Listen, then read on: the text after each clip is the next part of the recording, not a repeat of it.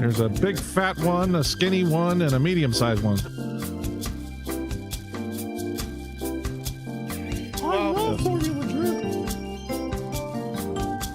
No stranger to drifting, no stranger to competition.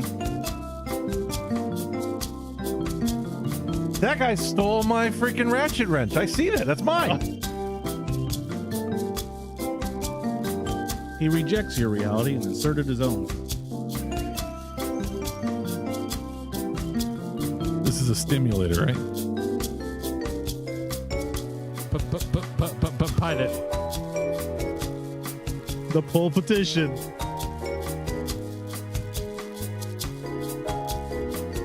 Matt Shulman still on top with the 69. Gotcha! Grip this.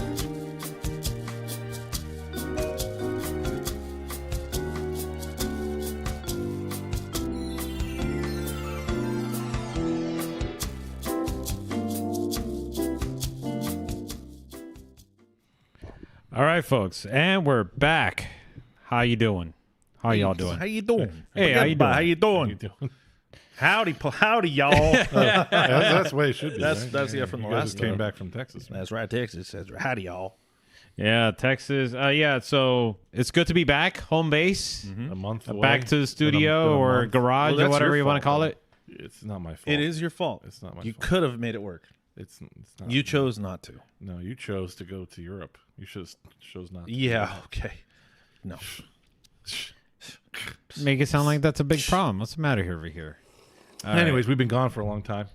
Yeah, there's been we're supposed to do a show episode. Tim, you mentioned it, but something happened with Paul. I don't know what happened. Yeah, exactly. Canceled. He canceled. But either way, you guys ended up doing a show in Texas. Kind of. Yeah, like midnight.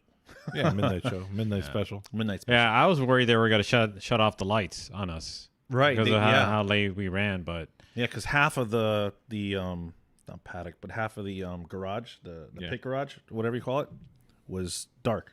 Yeah. So But for everybody that doesn't know, let's explain why we haven't been around for a month. because they've missed us so much. Well, the two people. The two people, you two people. You two I am people. so sorry that you two We've left you. We've left you, but we're back. yeah, let's just get into it and talk about LS Fest Texas. Yeah. Well, wait, I think no. I Are mean, we gonna I'm start- sorry, Vegas. I'm sorry. So, well, let's here. Did you get the pictures before we get into the? So, with what? Let going me to look at a see, vehicle 'cause- for. was that my son, before Josh? we left? That was Las before Vegas? we went to Vegas. Oh, okay. So let me know if you got them.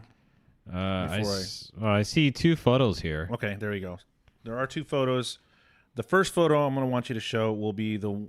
Well, anyway, let me set the scene. My son is looking for a car to build / maybe drift someday. So he saved up some money. He's got some money. He's looking at SC300s. And we went back and forth, like, should he buy a car that's like blown motor and get a shell for like $1,000, or should he buy something that already has a swap done? And then we started asking different people for pricing on how much a swap would go for. And I told him, you're probably better off buying a car that already has a swap done. Chances are you're already gonna have the front mount intercooler. You may possibly get one with an angle kit. And just for the money, and you already have it, then you can just kind of build off that, provided it was swapped well, right? Anyhow, found a guy that was getting rid. It wasn't a swapped, but it was the NA2J, and it was turbocharged. I was like, well, you can start off with that. You can always pull the motor and swap in either a turbo GTE engine. It won't be hard. You just basically swap it in and out. Car looked good. I think the guy wanted like $8,000. He was willing to take like $7,500 for it. So we went down. It was in Miami Springs. Go down there. Big storm comes in. It's raining, and we're kind of like, well, we'll take a look at it. Brand new paint job. Paint job looked good. Car looked pretty good sitting there. Stock suspension. We're walking around the car. I'm looking at it. I'm like, hey, this car hasn't been moving for a while because the brakes look all rusty, so he hasn't been driving it. Oh my! And then we walk around the car. Paint looks good. Everything's looking good for the most part. And I was even shaking, like trying to see if the bearings were bad, so I was trying to wiggle the wheels and stuff. For the most part, the car looked solid. It was a Florida car. Didn't have any rust on it. Popped the engine bay. The turbo kit, like the intercooler was crooked. Like it wasn't done well. I thought that was in style. Yeah, Crooked intercoolers. crooked intercoolers. What was I thinking? Yeah, it probably was a style.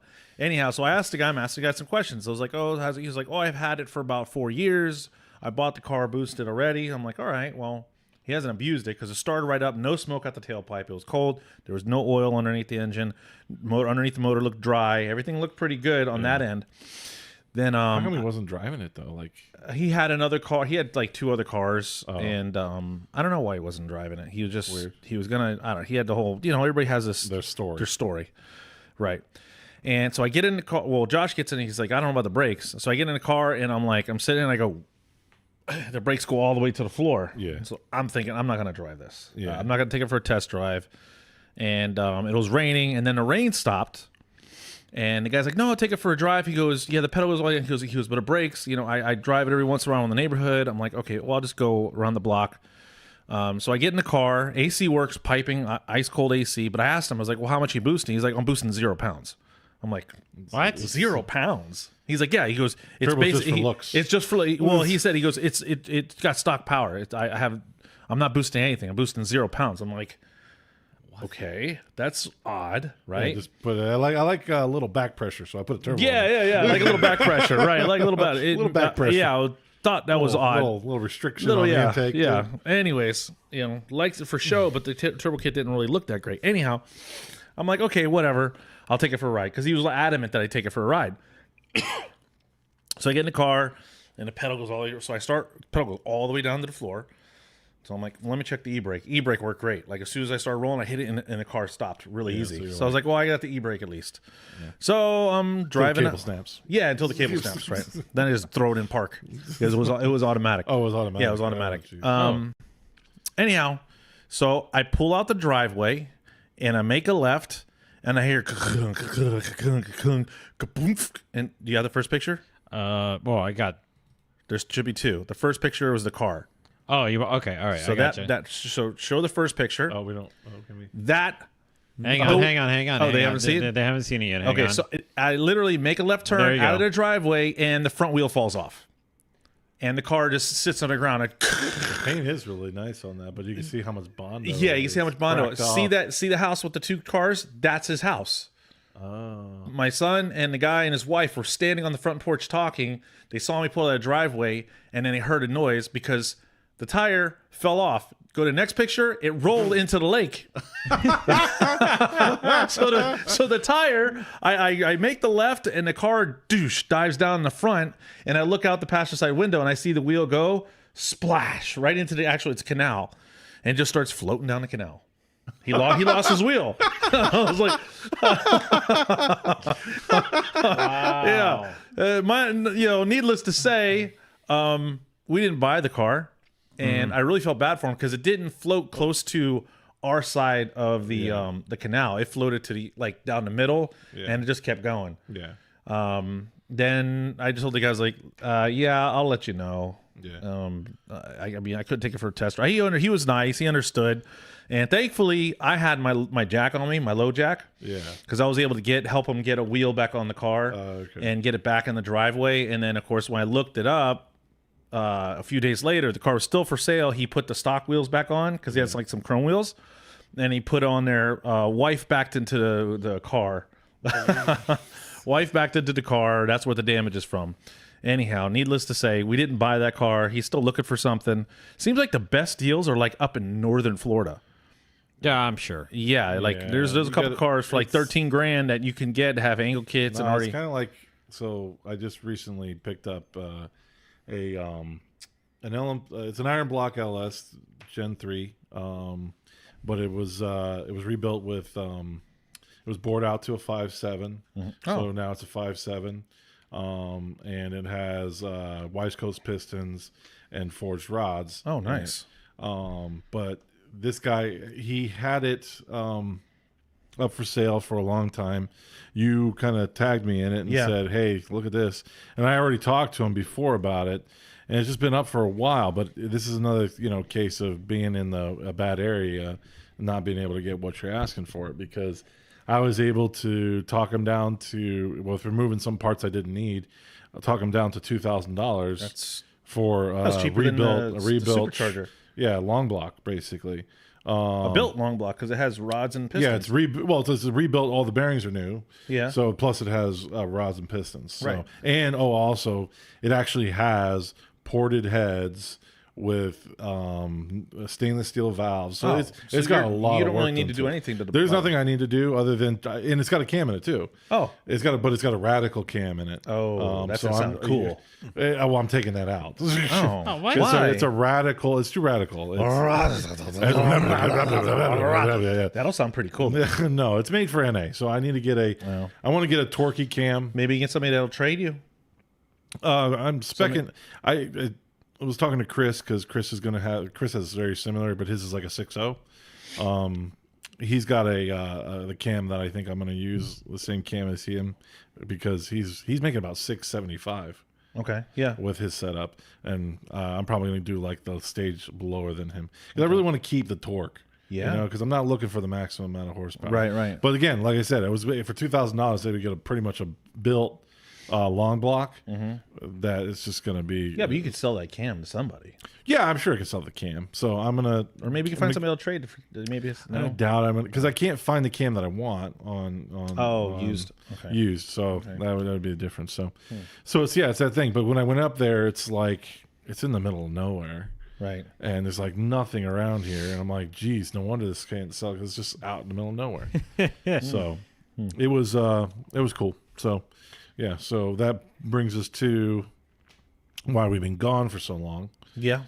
We went out to LS Las Vegas. LS Fest Vegas. That was the first round of the LS Fest, kind of, or I don't know if you want to call it round, but what do they call it? First stop of the tour. First stop of the tour. There we go. And I came along with you guys because you guys talked so greatly about LS East, which was Kentucky. So kind of came along, and which you need to. We're going to need you in Kentucky, so you need to make plans to go. Yeah, I'm definitely going, whether the car goes or not. I don't know. All right. Just making sure. Yeah. People know. So now you got to commit. People know. Okay. Yeah. No, I'm definitely going to go. It's forever engraved onto the internet. It just depends if the car's going to He wants to be able to have the car finished and actually. I like to bring it out there. Drive the practice day on Sunday. The little fun area. Okay. The fun day to do on Sunday because he's not going to have time to cage the car. Yeah. So he won't be able to do the competition, but it'd be nice to go out there And drive the car. And drive and represent drift sessions and absolutely. stuff like that. Maybe have a wrap too by then. Yeah, that'd be nice. And then it'd be cool because a lot of guys actually leave on Saturday. Yeah. So Sunday you get a lot of seat time. I think it's like 2 hours or something I had to get, which is plenty. It's mainly just to bring the car out and just have some representation, you know? Yeah, I mean you can still park it. Yeah, And that's what I'm get saying. yeah, we could put it. Maybe we get a Drift Sessions tent by then. Maybe that'd be nice, I'll and see put it what- underneath the Drift Sessions tent. Yeah. We can have happens. Do something. Yeah. Okay. Well, But anyway, so kind of talk about LS Las Vegas. I Okay. guess we can talk about we kind of all came. Well, you guys went together to fly up, but I came up separately. I had to take a 10-hour trip. You guys had to take a 5-hour trip. Yeah. So how was that experience, Paul? So yeah, that was interesting. So I'm trying to save some money because I jumped on the train last minute and I couldn't afford the $1,000 tickets to follow you guys in the same plane. So I got a layover flight that got me to Las Vegas around the same time as you guys did, but my flight left at 8:00 in the morning. And your flight left at 1 p.m. Yeah. And we both got to Las Vegas Same time. at the same time. Almost exactly the same time. Two different terminals. Same time, which was Yeah, confusing. which- where yeah. are you? Right by you. He's like, well, I'm here. I don't see you guys. Yeah, that's interesting. Yeah, Las Vegas has like tons of different buildings for different. Tons meaning Airlines. two, I think, right? No, there's three. Oh, it's three. Oh, There were three. three. Yeah, there were three different terminals, and they're really big too. Yeah. So it was pretty interesting. But yeah, so we get there and I'm trying to find you guys at the rental, and Well, you got there after we did. Yeah. You got to the rental I got car. You got to to the rental car. You guys are already walking. You guys are already at the rental car, and I Yeah, come right. walking up. And what do I see? Yeah. Oh yeah. Let me get this prepped up for you guys. Yeah. So Ben, being the clown that he is, thought it would be a good idea. No, it's not up. Go ahead. You want to talk about it, or you want to just? Play I it? don't really want to talk about it because. Oh, there it is. Okay. But yeah, it's there. Anyhow, we get to the airport. We finally get to the rental car facility, hangar, garage. We walk out to the car. I should have known something was up because Ben had like this little smirk to him, a little spring in his step, little spring in his step, little smirk. And well, let me just play this okay, so go ahead, play it. everybody can see what's going on. D. I think so. This is us looking for our vehicle. I did the same thing. I'm trying to find you guys. D12? Yeah. What number is it? D1. Oh. D3. Could have been that van. I walk slow. I'm usually in the back. It's a lot of cars, huh? Tim is like, yeah, well, it's right there. It's not a Tesla. No, you didn't get a Tesla. You got a Tesla? That's why I didn't mind the other one because I was like, well, at least now we don't have to. My life. I'm Did not get a Tesla. And I come around the corner I right told around him this might time, be a right? problem. But he sure as hell wanted to mess with you guys. Here I am carrying his luggage. And what does he do? He gets a Tesla. Oh Yeah. man. Well, I came around right around the corner right after that too. And I'm that like, was- he got a Tesla? Are you serious? Yeah. Okay, so let's just talk about the Tesla for a second. We had to charge about 6 times. We spent about 2.5 to 3 hours charging, right? The stupid thing. How many on times a weekend? On a weekend. And how many times do we have to, and we really didn't have to get gas twice. We went through a quarter tank of gas the whole weekend with the we had a- Chevy Equinox that we got in Texas. Oh yeah. Yeah. Okay. Right. That was a waste of time. You literally wasted our time. You know what I'm it was? sorry. I And found, he could barely fit in the vehicle. And poor Diana, she couldn't escape the heat. She was dying in the back seat. And I know she told you about that. Yeah, she did. Because you can't, the roof is glass and you can't do anything about it. Let's And it was 102 degrees out there. right. Which sucks. it was hot Yeah, as it did. hell. But let me just, I did want to bring this up because, again, I want to apologize to Mr. Paul over here because, Putting me in a tin can. well, aside from the tin can, the special features that Tesla offered evidently put a strain on his marriage for a moment. Yeah. So I did. So God, the stupid car. You can put it in fart mode. So I'm trying to talk to my wife and have a conversation, and all I hear is fart, And then all of us laughing. And all of us laughing. And she's like, "What the hell is going on?" Yeah. And it's just like I don't know. These guys have a car that farts. He was and upset. We got He to was- charge it, and I was stressed out. Yeah, and it wasn't. Yeah, he was funny. stressed. He goes, this is not funny. This is not funny, guys. Yeah. This is not cool. You're getting me in trouble with my wife. I can't talk to my wife. Can't tell my daughter. I haven't talked to them in 10, all day. And here you guys are laughing, and there's fart noises, and I can't concentrate. and the stupid car. And there's the screen is digging into my leg. I mean, and you didn't get like the nicest. Like you got could've like got the okay, stretched we'll one. get a Tesla. Give me the lowest to cheapest one you got, the worst possible one you can get. The eco. Yeah, that gets like 50 miles per charge. It was ridiculous. And actually, you went more because there was a couple times where you went to charge a vehicle. at night. You went to go charge the vehicle. Okay, so wait, hold on a second. We were at like, I think it was like 60 something percent. He goes at night to charge the vehicle. He charges it to 90 something percent. He comes back, it has 80%. So he spent that whole trip and he only got like 15 or 20% charge on. What a waste. It's what was funny too is it's like if you're gonna buy a Tesla, don't buy it in Las Vegas because there's like no charging stations, And then they're packed. They're all packed. and they're all packed. And a bunch of freaking idiots sitting there inside their Teslas on their phones thinking about, I made such a great decision. I made such a great decision. This is the best decision ever. I'm so glad gonna I'm sit wasting here an extra- for 45 minutes. I'm so glad I'm wasting my life for In a car. 45 minutes in the car with all these other losers in a parking lot doing absolutely nothing. So I can say I'm saving the environment when I'm actually making the environment worse. It was painful.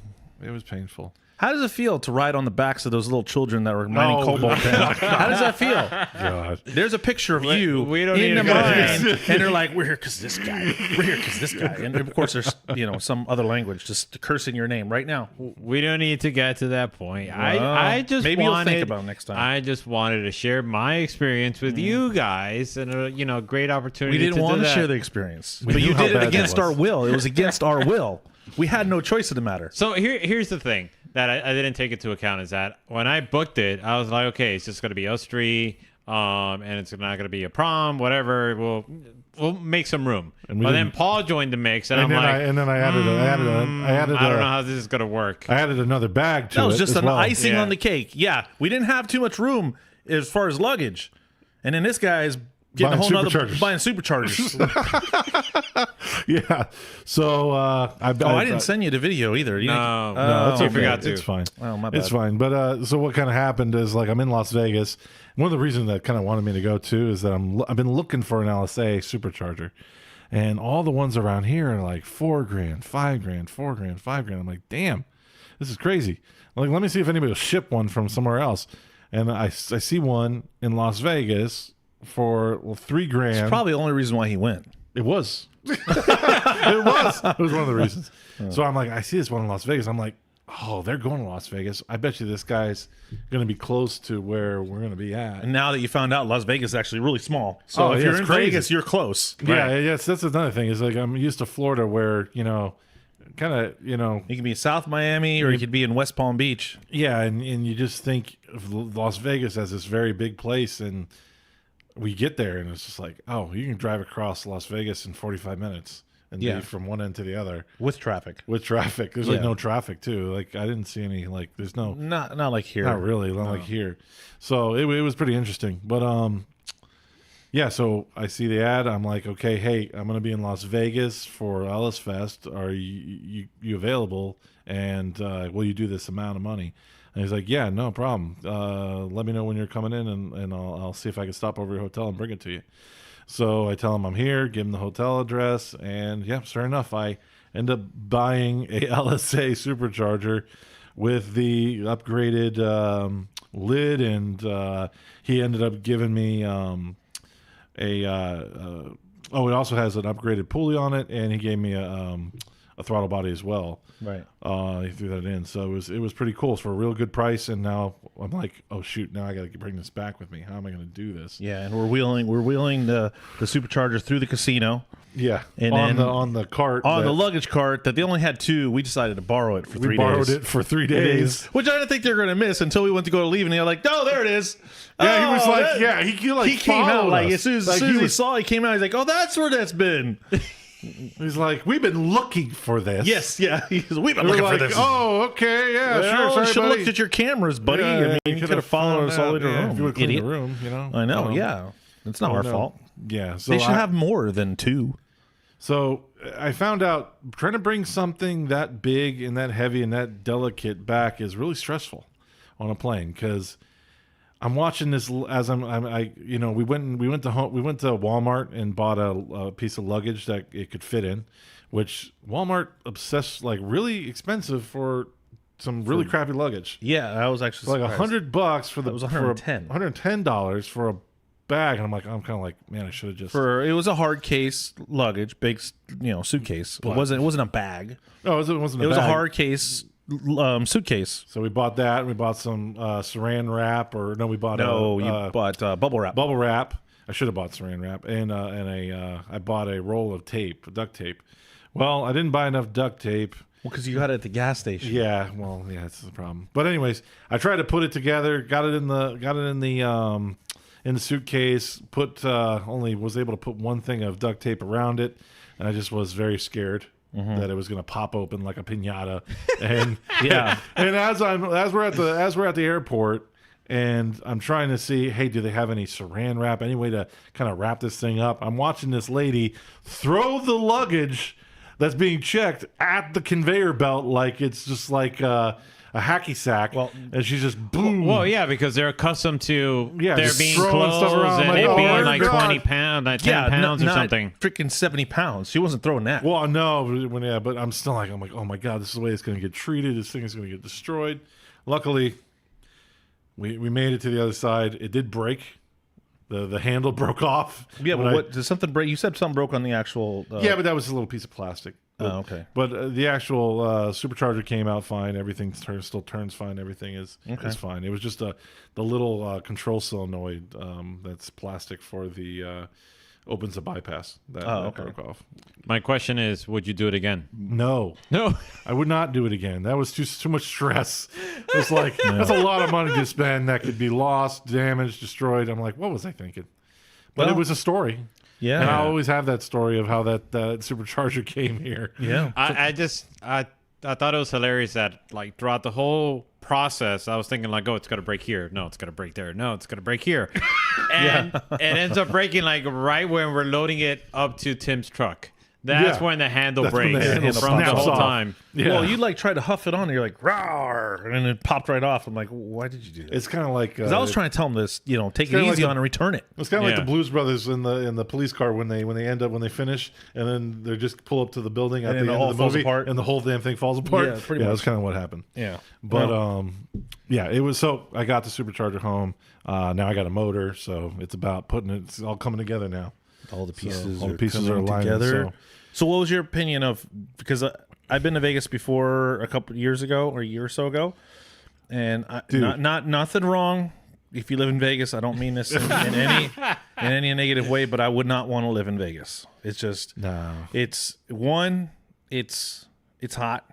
I mean, it's hot down here. But no, it's different. But It's a there's different not a heat. lot of business for you though, because one of the things that stood out as we were driving around, immediately you guys are like, look at those AC units. No, there's a lot of business actually. There's AC units everywhere. We do air conditioning. But they don't rot like they do here. They last a little longer. They don't have that salt water that They don't have any salt water in the air. Yeah, they That's don't have the any water. problem. Hey, how about that when we were looking at that cardboard water cooler that was staying together? I was like, well, so yeah, but no, dude, I'm sorry. Bring that to here, it would not stay together. yeah, Bring that cardboard water cooler here to Florida, and it would not stay together. yeah. But anyhow, it's not so much that it's honestly it's kind of depressing because everything is just brown. Everything's brown. And somebody thought it was a great idea to paint the house the same color as the dirt. So it's like we got brown dirt, we got brown houses, we got Brown mountains. and everything's brown, and it's depressing. It really is. Was for me. I'm used to being everything green and Colors. rainforest and tropical climate. I don't even go to the beaches, so I care less about the beaches. Now they had palm trees there, but that was the only thing green that they had. Yeah. And the poor little trees that they did have were like they don't get any water. Oh man, I couldn't adjust to the how dry it was. Yeah, like my nose it was weird. like Yeah, this like crusty, dry dust all over the yes, place. Yeah, like it was Yeah. bad. It was but bad, man. good place to visit. But I don't do casinos, so there's really no reason for me to go there. I could see like living, like I loved Utah. I mean that's brown and everything like that. But I think maybe because of the mountains and stuff. But No, some good restaurants. I think we had some good food at the restaurants. You go there to go to the casinos, go Yeah. to the strip. That I can see that. Yeah, stay in the casino all day and then spend the night out in the strip. It wasn't bad at night. Fun to people watch. Yeah, Fun. people. Yeah, watch. we got to see Rick in the middle of the night. Oh my god, that Rick. guy. Yeah, you remember the guy that walked real like he looked like he was frozen in time. How do you and know? then How do you know all why of- call him his name is Rick?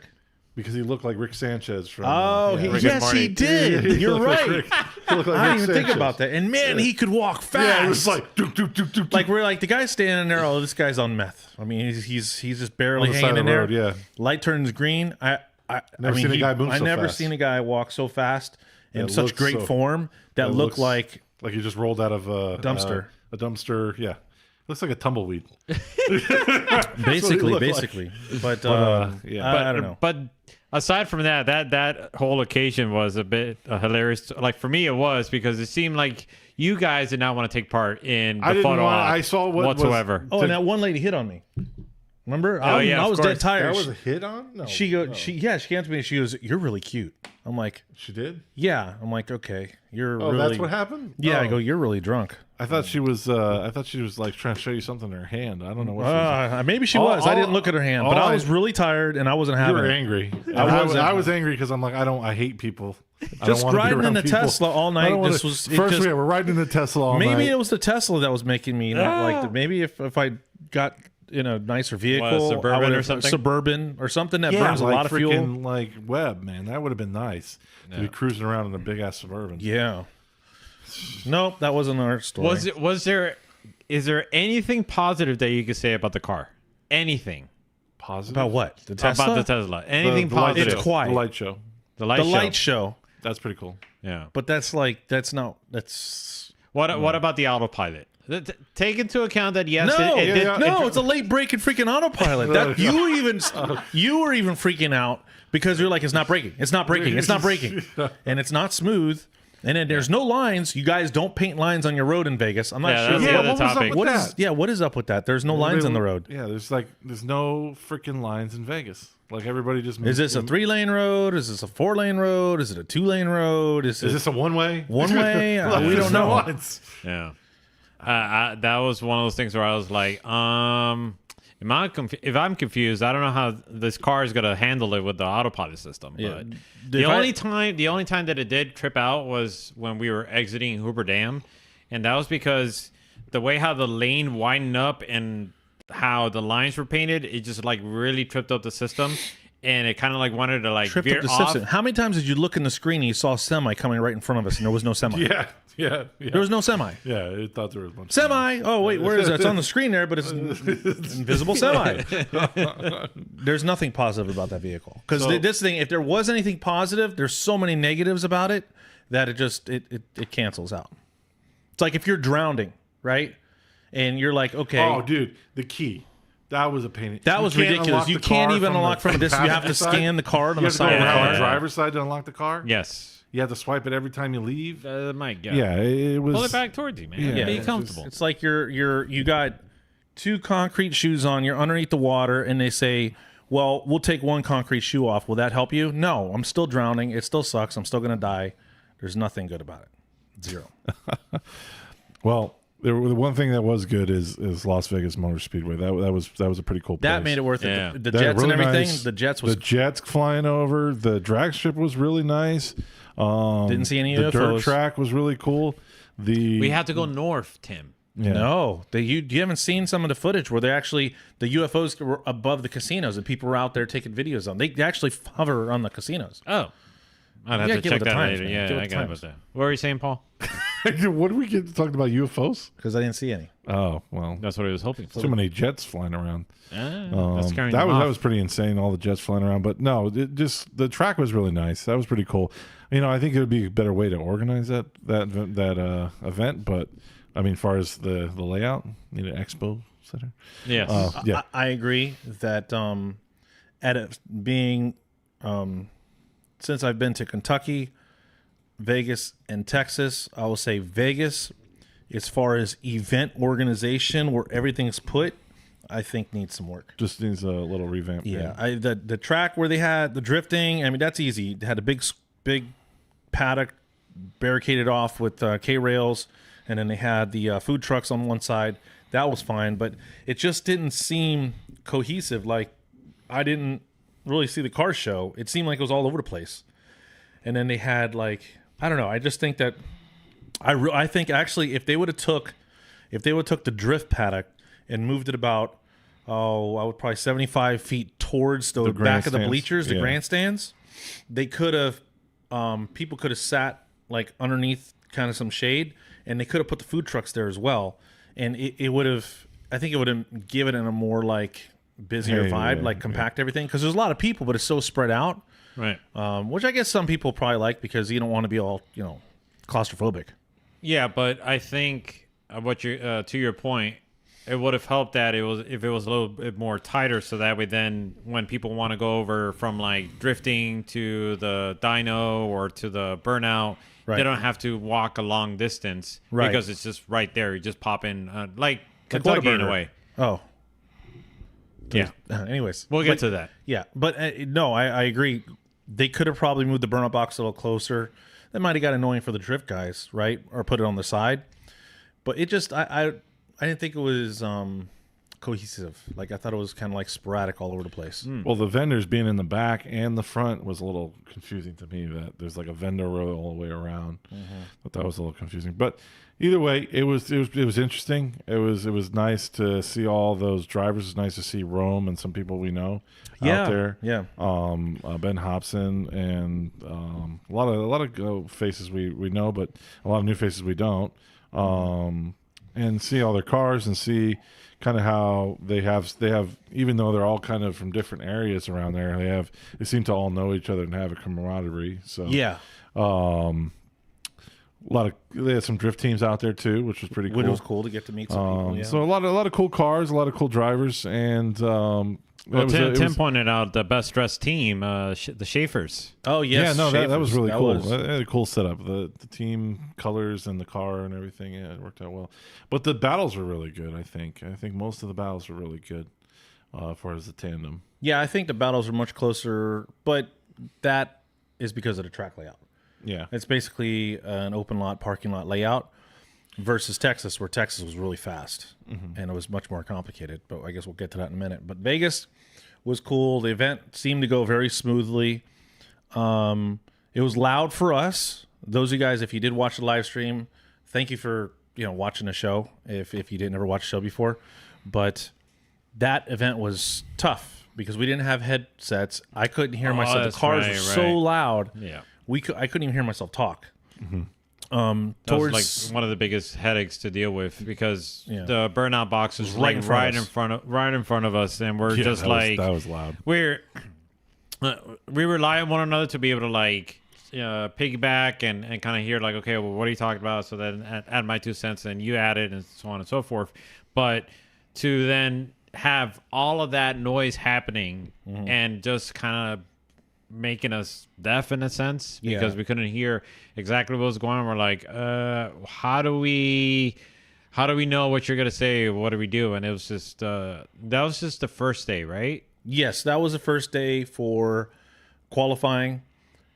That noise made it very hard to have a dialogue with you, right? And that's one of the things that we enjoy about the announcing is we get to announce. Our goal is to educate the audience and try to shout out the drivers as much as possible, and then just be able to analyze the runs as well. So those are the drivers that are watching it can listen to what we're saying. Now with that track, we were Kind of almost bad directly vantage opposite point. and didn't have the best vantage point. But if you listen to what we say, a lot of times you'll find that the judges. I should probably say it this way. We know what the judges are looking for. We've known the judges long enough that we know what they're looking for. We've judged events before. So when we announce, some of the things we like to point out too is, listen, sometimes we hear the judges say they're looking mostly at this point, and we'll say that. This is right in front of the judges. This is where the drivers want to make sure they're on the clipping points or deep in the zones or trying to attack, be most aggressive in these areas. And we try to make sure we talk about that. But when it was loud like that, I don't even know what I'm saying. That was rough. And not only was that aspect of it rough, but also the fact that because of the track layout, by the time that they get past the midway point of Outer Zone 2, it was just so hard to determine exactly like what was happening because either obviously the distance was the problem, but the main problem was just the smoke. Yeah. And then just to be able to tell exactly, well, how close did they get to the zones in the inner clip, the inner touch and go that was set up right before the start of Outer Zone 3. That was very difficult to be like, well, they got close or it got difficult to scrutinize that area of the run because we just couldn't really tell exactly what was going on over there. So there was a point in time where I was like, well, I couldn't tell exactly what happened. The only thing I could tell you is that Rome was put a distance against this person, such right. and such by the time that they finished the run. So. Right. Yeah, Rome was really doing very well. Yeah, he was. Yeah. Paul, what would you say?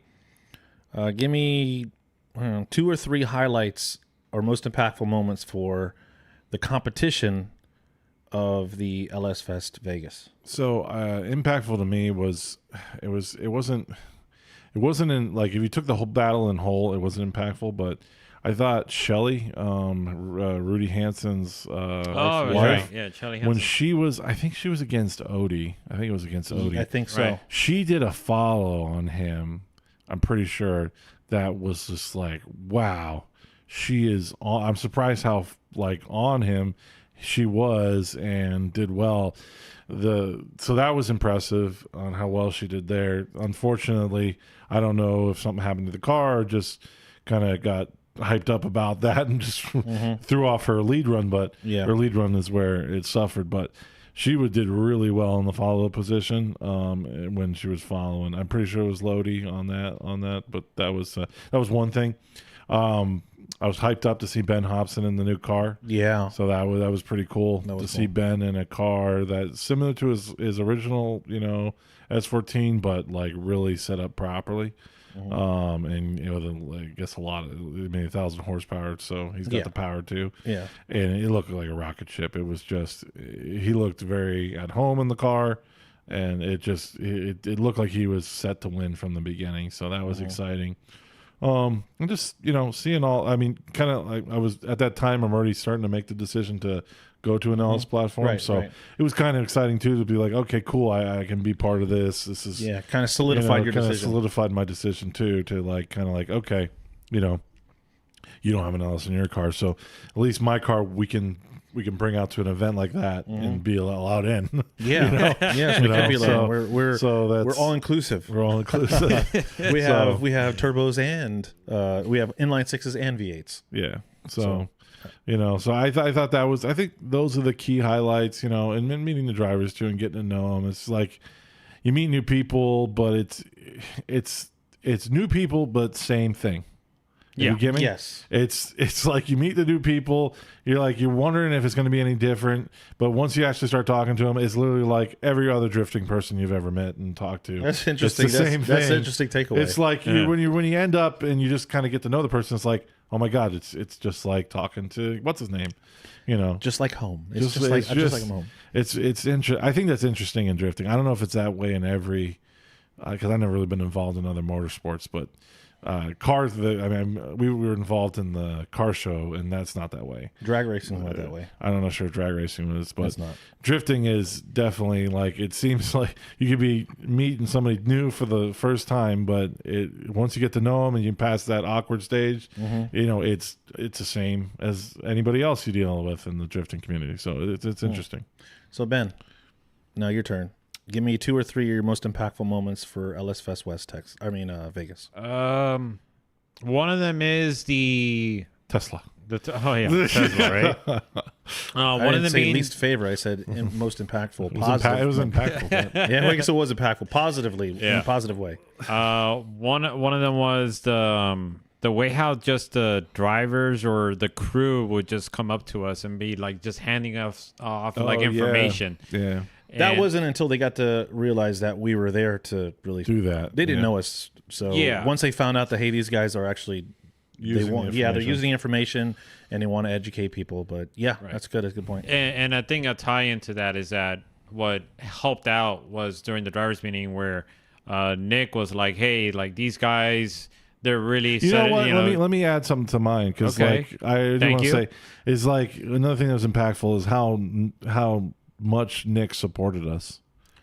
Well, thank you for taking mine. Thanks. Oh, okay, no, go ahead. Go ahead. No, you speak to it. He's already talked. You go. You speak to it. Essentially what Paul said. Yeah, just the way how he sort of gave us importance. Yeah, it gave us a relevance towards it, because it's one thing for us to kind of like, and we've seen it happen before, where we go into a place and, I mean, we've seen it already time and time again, but in different aspects of it, where we go somewhere and they're like, who are these guys, or what? And these like, old guys. Yeah, exactly. What are these fools up to? Is like, they shouldn't be here. They should be at the drag strip side or something else. I don't know what it is, but yeah, for him to, during the drivers meeting, to let the drivers know, like, hey, look, listen, like, these guys are here to shout you guys out. Whatever information you have is like, just fill it out. Just help them so that way they can help you. and yeah, it sort of really helped to set the tone for how the rest of the event was going to go, like for us with the drivers, with the relationship in regards to that, because at the beginning, just going into it, we were having to scramble around. Tim and Paul, you guys had to go around and kind of like tell the drivers, like, hey, look, listen, like we have a questionnaire, like please fill it out, because we didn't really get a lot of responses leading up to the event. So I was worried that we're just going to be like, well, 4 drivers are going to get like the full spectrum of like everything that we have laid out for them to answer, and everybody else will be like, well, here's so and so that's coming out in 240. That's all I got. I mean, for all we know, I mean, Tim, you could have easily just come up with like several stories, and I know you're a man that can really come up, on the fly with some elaborate backgrounds that really captivates individuals. I mean, you've captivated. I mean, it was Steve-O. Steve-O, yeah. Well, so I didn't do that because I didn't want to ruffle any feathers. So I tried to keep, because they don't know me, and I think if it happens again, maybe I'll get a little more comfortable to do stuff like that. But You did in Texas. I did in Texas? Dyson. Well, okay, so I just made a slogan for him. But anyways, we'll get to that when we get to Texas. Yeah. But finishing up with that, yeah. So it was just great to hear that, and it was flattering, and very appreciative of it. And off of that, and I think combined with them hearing us out on the speakers and just listening to like, oh, hey, like, we're pointing out the sponsors, the car, and all those things that obviously is important for them, right? And they didn't realize that until like afterwards. They're like, oh, okay. And for all we know, it could be based on like prior experiences that they didn't really get to have the shout outs that they wanted. And so I think that really sort of really changed things for the positive. Yeah. Paul, you want to add anything towards that? No, I think that capped it off well. Any other highlights? I mean, what Paul said, just the perfect event for Ben Hobson. Yeah. That was really good to see. And I think also just going back to the questionnaire, I think how some of the drivers like kind of embraced it and allowed us to kind of like play around with it a bit. Okay. Like Odie with the lawnmower, yeah, and the whole babysitting thing. Right. And Micah Diaz, where like you were expecting a baby. I'm not sure who the mother is. I like the Jack Black. Yeah, the Jack Black stuff. So that would be one of mine. But if I was gonna give, I think I give you 3. One was the same, Nick Swan. Just I can't thank him enough. Like when he was saying that. Such a supportive guy. It's like he's like he really like a coach, like a motivational coach. Like you felt like, okay, yeah, we can do this. We can do this. I feel like yeah. So that was huge. Like Nick, I got your back. If anything happens, I got your back. But can I add something to that? Because I think part of the reason why that was just so profound is that I don't know if this is your background, because for my background, I don't hear it enough, or we don't come across it often, where it's like we're being told like, you're doing something good, or this is something positive that you're doing, or something like that. So it's sort of like one of those things where like I'm not really accustomed to it, and when it's sort of like brought up, it's sort of like very strange. I'm just like, he was just very positive, very he built you up. He gave you a lot of hope, and I don't know how to explain it. It's just he was really positive about the work we're doing, which made you like, okay, somebody actually appreciates this. Yeah, no, and we felt appreciated for the first time, almost like, wow, man, this is real. Why are you real? I'm like, why do you care so much about us? Right. Exactly. Well, no, I think what made it bigger is that I've had respect for him. Right. Yeah. I know he does a lot of events. He goes all across the country. We've been into drifting for a long time, but we've been in our little pocket most of that time. Exactly. And he's been all around the country. He's met all the drivers. He's been in the thick of it in the pro field. You know what I'm saying? Everything.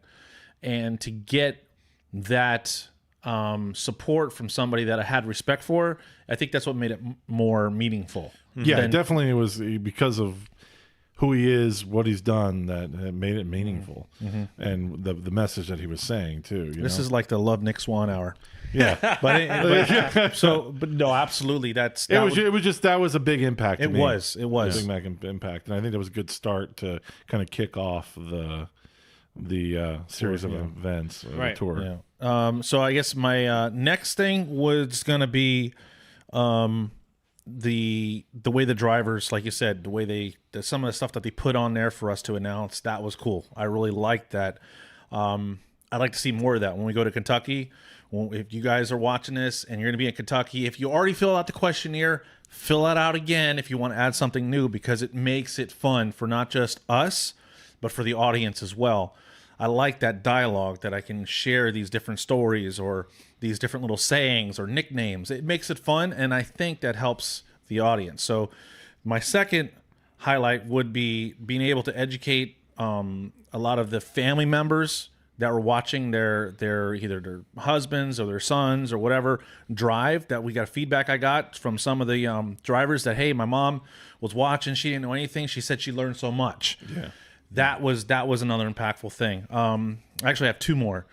The next one was, Can I just add something Yeah, to yeah, go that for in it. regards to family? And that actually ties into the live stream of it, because on more than one occasion, and for this one actually, Ben Hobson's dad was in the chat, and he mentioned that that he thanked us for having the live stream because he was able to actually follow along and see his son's performance, Ben Hobson, at the event. So that's one of those things that stood out for me too. yeah.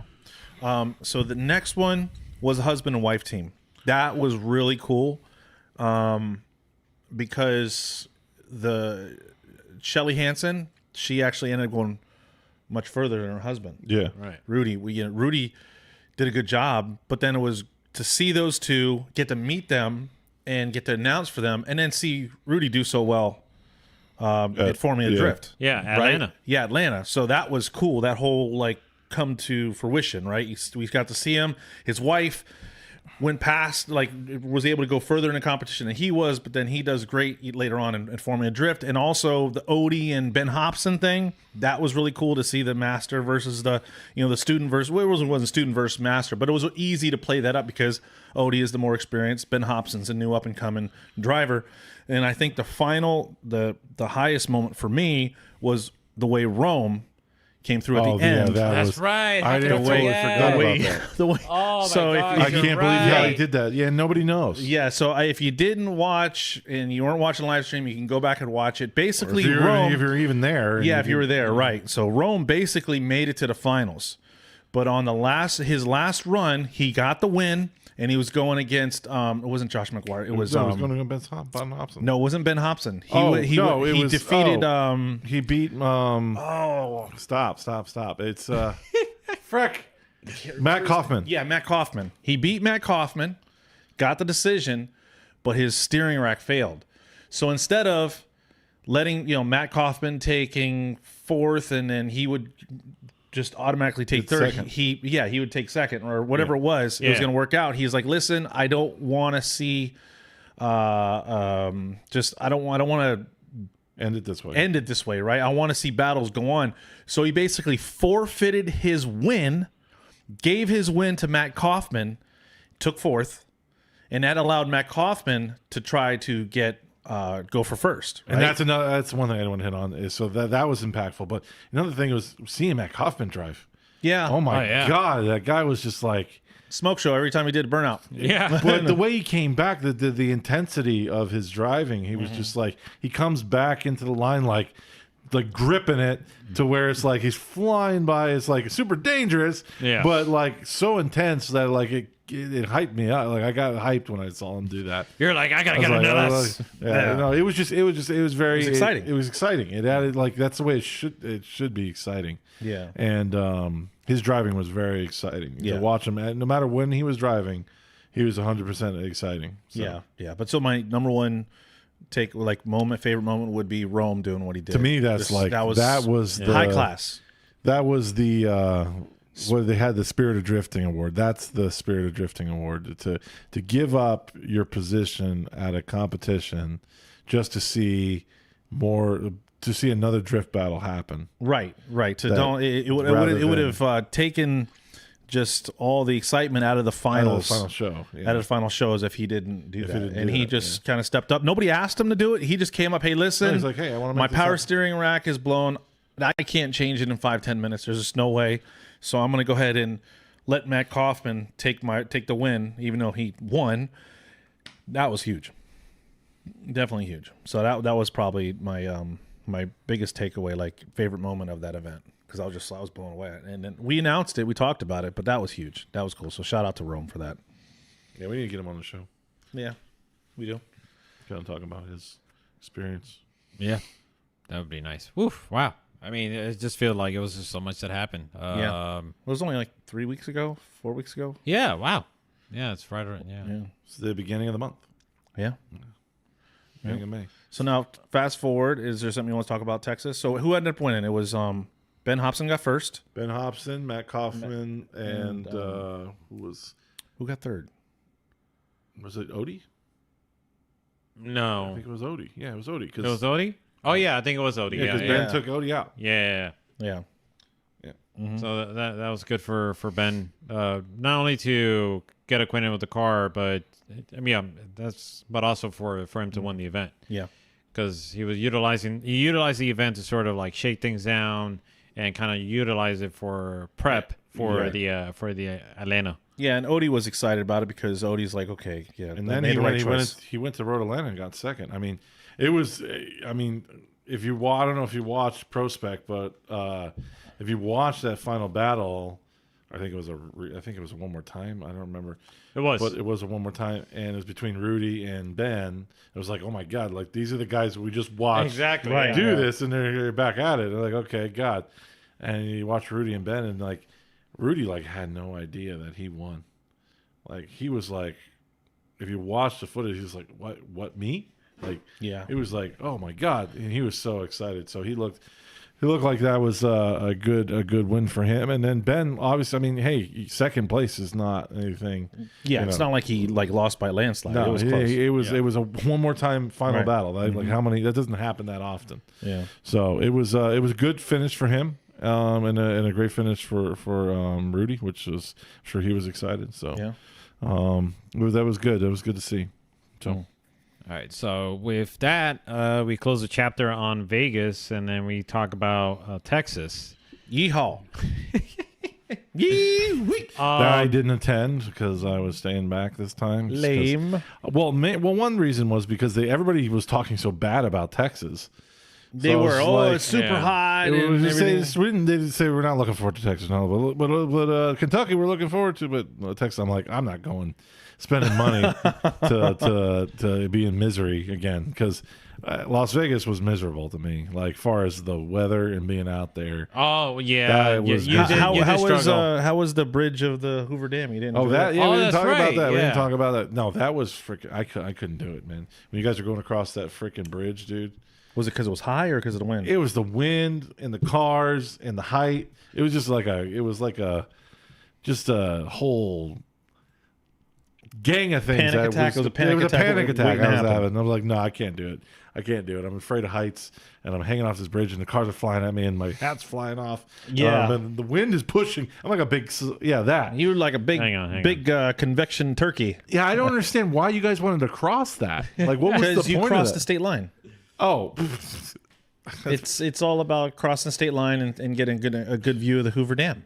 I had a good view from the corner over there. All the way to the right there. All the way to the right. That's I what had a good Paul view. was, all the Yeah, way to the no, right. I could not walk across that with the wind.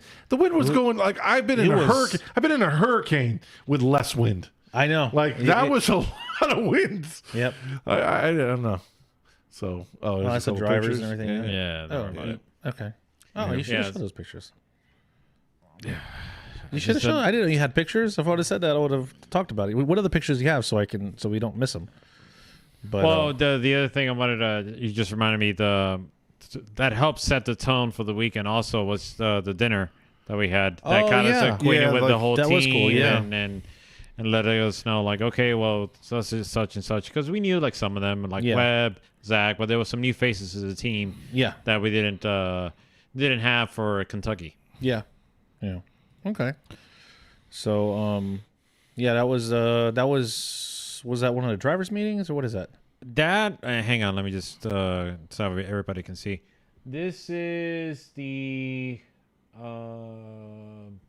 Battles? no, the announcement for the qualifying announcement. Ah, okay. Yeah, qualified that's- what?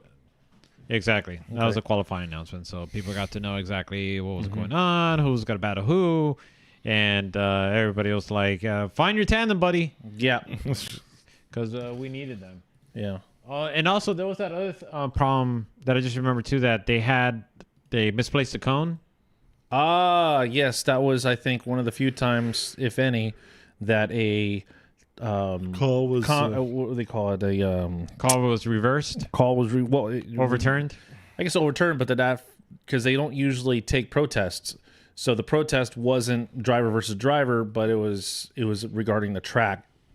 So there was a battle that ended up having to go one more time because they realized that one of the decisions went to one of the other drivers after they reviewed the footage, realized somebody put the cone way too far on the inside. So they were faulting the other driver because he went on the outside of the cone, that he was way offline. It ended up being that the cone wasn't set back the way it was supposed to be. So that was, but that other than that, everything went great. So now fast forward to Texas. We land in Texas. It's me, you, and Diana. Well, we got delayed. That was the first thing. Yeah, not too much though. It was like an hour delay. We took off out of Fort Lauderdale. Now, here's the thing. I pointed this out. Nobody wants to believe me, but I saw another plane mid-flight Oh, yeah. on the same level, Going the same opposite direction. altitude, going the opposite direction. of what? Of us. He was looking out the window while we're in the air, and he saw a plane go by like that, like you're on the highway. Yeah, Yeah, no joke. I've never seen. Nobody that wants to before. believe me, but I'm telling I you, I believe saw you. it. I believe you. Oh, thank you. I do All right, believe you. finally have I didn't I doubt. mean, it's not necessarily a UFO, but it's something close. I mean, right? It's It up in was the different. air, same level. I mean, it was going the opposite way quick. Was anybody waving at you? I couldn't tell. I mean, maybe. Maybe everybody's like, "Hey, that's another plane going the opposite direction." Yeah, that was wild. I don't But- think I've ever experienced that. I wonder how many times we notice it because a lot of times you put the window shade down, so it probably happens more than you think. Anyways, Probably. we land in Texas. Thankfully, you read in a small SUV, Yeah. and life was much better, much more comfortable. Air condition wasn't just stuck on my knee, freezing my knee sockets. So it was definitely much more comfortable. What was great is that everything is right across from the track. Everything's very local. So you need to go out and get some food. The hotel was super close. Everything was really close, made it very convenient. And did I mention we didn't have a Tesla? So that was great. What I liked about Texas is it gave me that Nopi National feel where you're in the middle of the NASCAR track oval. So you go through the tunnel, right, to get into the infield, and everything is there. The drifting is going on there, the burnout box, the drag strip, everything is inside of the oval. And so you got the view of the whole oval track all the way around with all the grandstands. That bring me back to memories when I used to go to Nopi National. It's very similar, which I don't know why they don't do that at Vegas because they have an oval in Vegas. Right. Why don't they make everything in the middle there? I think that'd be pretty cool. Anyhow, that was pretty cool. I like that. I like the fact that everything was convenient. I think the hotel was nicer. Oh, for sure. Yeah, no the smoke. nicest hotel. Yeah, So but far, I it just think. the Vegas, the smoke was annoying going through the casino and you could smell it everywhere. But definitely nicest hotel. Once again, you got Nick Swan, Zach, and Webb there, and then this time we had Passionate Pat Gooden with us, which was awesome to be able to Indeed. hang out with him. We missed him in Vegas, and then they had Ben Gibson was the third judge. But it was a good event.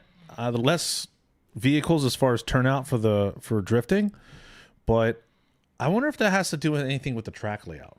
You think because that's kind of an intimidating layout. I don't think it is. No? Only because you got an LS. The LS.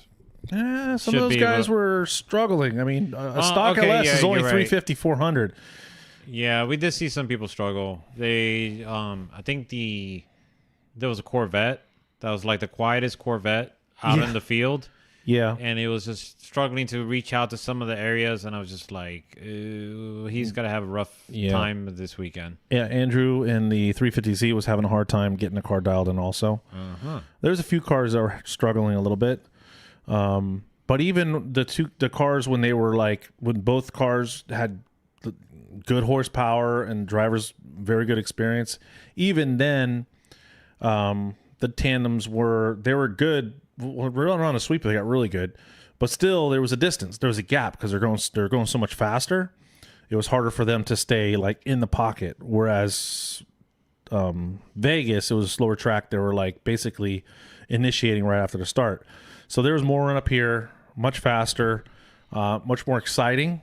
I will tell you, after we were on we were on the ground watching it, so I guess I'm saying this because when I'm watching it live, when we're announcing it live, the cars seemed a lot closer. But when I saw the drone footage, I was like, wow, they weren't really as close as I thought. Yeah. You know, so that's one thing I noticed. I thought the crowd was great in Texas.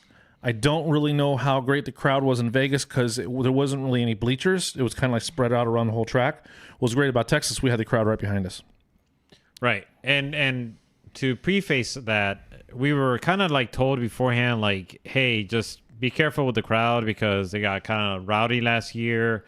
And which they did this time a little bit too. Remember with the media, right? They're getting on the track. They're moving the barricade and kind of getting, and they're pushing on the media people, I guess. And then there was a media lady came run over, call security, this guy, blah blah blah. And security had to call security on the mic. I guess I probably came through the live stream too. We had to call security. I gotta find the timestamp. Yeah, and call security. Get over there and handle whatever was going on down there. So they were getting a little rambunctious. Those Texans.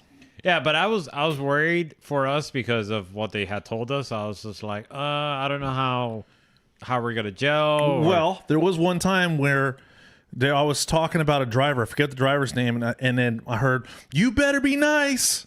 It was his mom or something like that. That was funny.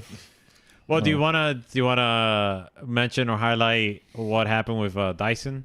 Well, so there was two or three drivers that didn't give me any information. Well, I guess three drivers. Nate Hamilton didn't fill out the questionnaire, but we kind of knew some stuff. I would have liked to know a little more of like his horsepower How was numbers. Nate? Nate was awesome. I mean, when you guys saw him. Oh yeah, he was great. you guys? Yeah, absolutely. Yeah, we actually went out. Do you have any pictures of that? I'd have to look, but went out yeah, what? carry on. So anyway, we out. He took us. What did he take us? Oh, off? the party place. Yeah. Oh, So, where- but yeah, anyways, we'll I'll get talk to about that. that. But no, Nate was great. His dad was there. His wife was there.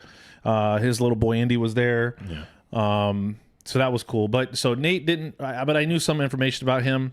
And then Davis, there's Jack and Jake. So Jack Davis. Jack Davis didn't fill out the information, and he was on fire. He was good. Apparently, he was the only current pro driver that was there. Oh yeah. So I knew he had an E36, so I made He whatever. did very good. Yeah, no, he was doing really He good. did very good at Atlanta. Oh, did he? Yeah. Now the third driver didn't fill out anything. His last name was Dyson. I can't remember his first name. But anyhow, when they were going around doing a parade lap, I was like, Dyson, well, that's a vacuum cleaner, right? Yeah. So I made up a thing, and I was like, we got Dyson driving, I forget what vehicle it was, and he says, unlike the vacuum cleaner, he doesn't suck. Right. And then people were laughing or whatever. Yeah. And then he goes out and he's doing a chase run, and then he spun out. And I'm like, well, his slogan says, unlike a vacuum cleaner doesn't suck. And then I was like, I'll just let that go. And then people start laughing. Like, I'm just going to leave that there. No, he was doing good. He just ended up spinning out. He was trying to apply pressure to, I forget who he was going against. But it's kind of one of those things that happens. You got to send me information. Don't leave it up to me to make stuff up, because that can go terribly cringe, as Gabby would say. Gabby says I'm extremely cringe. Really? Oh yeah. He said he hates me. Gabby J. Yeah, he doesn't like what I say, and he said I'm extremely cringe and all kinds of stuff. He says it behind my back though. Doesn't say it to my face. Oh, okay. Yeah. Paul? I'm just saying stuff that he actually doesn't say. I'm joking. Maybe not. Maybe I am. Maybe I'm not. I don't know. Yeah. Anyhow, no, it was a good time, and I enjoyed it because the weather was nicer. The only thing that sucked was that on Friday, it didn't rain, but they have pretty strict regulations on lightning strikes. So if any lightning strikes within 8 miles of the track, they put an automatic 30-minute timer. So you could be going lightning strikes. Okay, we're starting a 30-minute timer. You could be 25 minutes into the timer, lightning strikes, reset the timer. So the first 3 hours that we're supposed to get for practice ended up nothing happening. That takes me back to Sebring last year. Yes. With the Pro-Am series. I think this was worse because it rained there. It didn't rain at all in Texas. Right. No, yeah, you're right. No, maybe it's sprinkled for like a second. It wasn't enough. But it wasn't enough to like. Sebring was a downpour hurricane. I mean, it was like a legitimate storms coming through. This was just you saw the storm just kind of going around the track, and lightning was striking every so often. That kind of sucked because it made Friday, the first practice session, a wash, and then there was a whole bunch. And you know, I really feel for Nick because those road course guys are just like. I mean, they just think they're like the king of the shows. Like, everybody's here to watch us. Why? It's because like he had to like fight for track time. It was ridiculous. And they're like, and some of the stuff was like one session was just, I guess some of the guys from the car show, they were gonna let them go around the track or something like that. It was like, yeah, it was bad. What did was it Webb or was it Zach said that the Track X guys or there was what was that? I forget who said that. I don't know. Oh, we'll let that go. Yeah. He keeps Careful me in there. check. Yeah. Remember It was that. funny though. It was totally. It was 100% Do I have to remind accurate. you, loose lips sink ships? Well, it's not, but it was totally accurate. We'll just you tell know Miller. whoever's watching, huh? Yeah. You know what you Anyways. said. I agree with you. Yeah. Care to share about because so for those of you who and let me just talk about this so that way then Tim can chime in on what I'm getting into. So for those of you who tune into the live stream, it was remind everybody, and Tim made a great point. It was a carry-on special. Yeah, it was. Basically whatever we could fit on a carry-on, which is, I mean, a limited amount of equipment, but we made it work with the little that we had to provide you with live stream in Texas. And for the most part, everything was going pretty good. We had the multiple cameras, even though we had to make some adjustments because some people were in the way, and we had to kind of like work around that. We got to piggyback off a drone for a little bit. Right. We had a drone pilot at some point, but then they had to bail on us, not because they wanted to, but because they were not. They were not only hired to do the drifting, but also some of the other events. So they were actually called over to do the burnout competition that was also taking place, and. We had some issues. Practice, we ran a different setup, but that ran pretty well. Qualifying, there was a little bit of an issue, a technical glitch, but for the most part, everything went pretty well. For the competition, that's when we made some adjustments and obviously implemented the replay and all those other things. But if you follow along, there was a couple of times where things didn't go well because there was something happening. There was a major component happening in the background that was really messing things up with everything that we had set up. Right. And it wasn't just one thing. No, it was just this one thing was messing up all these other components that was really kind of like causing me to troubleshoot and fix on the fly right then and then, and it was just like really making things like really stressful. And this is where I turn to you, Tim. What can you say about Predator generators? They're garbage. Really? It's a Harbor Freight, so Yeah, I don't know. All I can tell you is I had to stop and try to start that thing. It stalled on at least 5 times. And what was happening is when it would stall, we didn't have like a backup battery like he usually brings when he's down here because, like I said, it was the carry-on special, the carry-on special. So I figured we're gonna have 3 different packages for live stream. We have the carry-on package, we have the check-in package, and then you have the road trip package. yeah. Yes. Right. So the prices that's what we're gonna call our that's gonna be our tier pricing. Okay. We're gonna have the carry-on, the check-in, and the road trip package. Anyhow. When it go down, it would glitch. So if you notice, sometimes like when Ben would play the replay, like the wrong replay would play because it would screw up everything, and he's trying to finagle stuff around. But I would have to stop and try to start that thing And the first night, Ben's like, "Hey, it ran out of fuel," but I don't think he ever checked the fuel. No, I Because never. He assumed it stalled because it was out of fuel. Yeah. So then when it stalled the first time, Ben's like, "Oh, it's out of fuel." I was like, "It can't be out of fuel. Like, these things should last long." I took it up, and there was plenty of gas in there. Yeah. So then I just crank it in. I know what happened on my generator because I had this problem. When you turn those knobs, it does two things. One, there's a kill switch behind that knob, and there's also it's the fuel valve. Yeah. So when you go from off to start, it pushes the kill switch in, so it makes connection. Then you can start Yeah. it. Well, I would have to like crank it, and I would go back and forth with the knob a couple times, so and it would it's- finally start.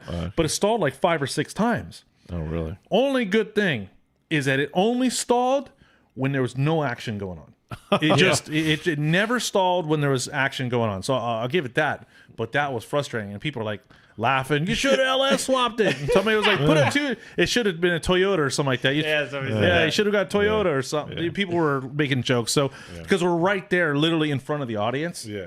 So it was fun, the interaction with the audience. The audience was really awesome. I think at the end, somebody said, "Thank you, announcer guy." I was like, "Thank you, Mr. Audience guy." But that was very frustrating. Well, And I'm sure you it's joked frustrating around. for you. You joked around back. You were like, "I'm gonna lose my dad bod if I keep up with this." Yeah, it was fun. It was a good dialogue, and I was like, "Ah, the joke's on you. I brought an extra In-N-Out burger because I bought. We left for lunch, and because you do like the green style, the protein style they call it. Yeah. And then I had one with, and I brought an extra one just in case it ran late and I didn't have anything to eat. Yeah. I had an extra burger there, so I ate it. So you guys went to In-N-Out Burger as well in Oh Texas. yeah, we Oh, my went a God. couple of times, but Yeah. Buc-ee's the first 2 days we hit Buc-ee's so much I was just like, can't do Buc-ee's again, man. Yeah. They had, you would have liked it. They have a chicken fajita burrito, and the thing is freaking massive. Oh, yeah. Yeah, it's massive. And then they had the the cheesesteak burrito, which was really good. And then, of course, the brisket is. I'll tell you right now, we ate Texas barbecue. We found a real Texas barbecue place. We were burping up smoky barbecue 12 hours later. yeah, I've never had barbecue where I was burping up smoky flavor 12 hours later. But anyhow, the Buc-ee's brisket, it's good. It's good. yeah. But to kind of like add it in a little bit more details, it's just when the power go out, it was just one of those things where think about it like this: is like you have to then like disconnect everything and like reconnect it like virtually in a sense Yeah. because it has to like. I have to tell the programmer like, no, the cameras are here. Yeah. Like, yeah, they shut off for a moment, but they're here. They're back. Yeah. And then I have to then go to the replay thing, and it was just a whole mess. And it's not. It's kind of a little frustrating for me. Was not the media that was for the drifting, but there's some other media people there, and I was asking them because they wanted to stand, and you'll know who they are because if you watch a live stream, they're standing in front of the camera. And I went to them. I was like, "You guys think you could like just duck down a little bit when you're taking the pictures?" "Oh no, I can't do that. I can't duck down." I was like, "Is there anywhere you can move? Maybe close, maybe over here?" "No, I have to be right here." "Can you move a little?" They wouldn't. They didn't like. We're zero help. You should And, have like, told Nick after- and just move them. No. Nick's all the way at the other end. He can't see us or hear even us. he would have been fine with you telling him to go buzz off. But I 'Cause they're just don't want to. They're not real media. I mean, it's not. No, like, they were real media. They had I mean, best it's, on. they're not for Holly. I don't know. I have no idea. But they were very like they didn't want to. I mean, there was no talking them into making any changes. They were like, "Oh, I have to stand right here.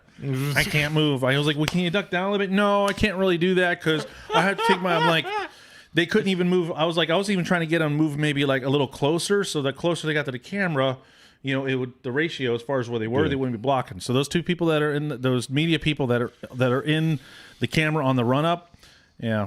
They wouldn't move. I tried to ask them a couple times, and they just wouldn't move. And I wasn't going to argue with them. I didn't try to get. And I was like, Right. well, whatever. I will make it work. There was whatever. an attempt. There was an attempt. I tried to be polite and ask them, and they just no. They were just not having it. But anyways, I don't know who they were, but thank you. But it was hard to get good camera angles there because, like, once again, it was the carry-on special, so Ben didn't have the cords to be able to put the camera somewhere else. But we did have 2 cameras and a drone. You brought your drone. Yeah, thankfully, see, here's the thing. Like, I had a feeling, and I was just like, let me just bring it just in case, even though, like, it just complicated things a bit with the whole carry-on. And Yeah. I'm glad I did, but it's not something that I would have wanted to do based on based on the way that I had to implement it.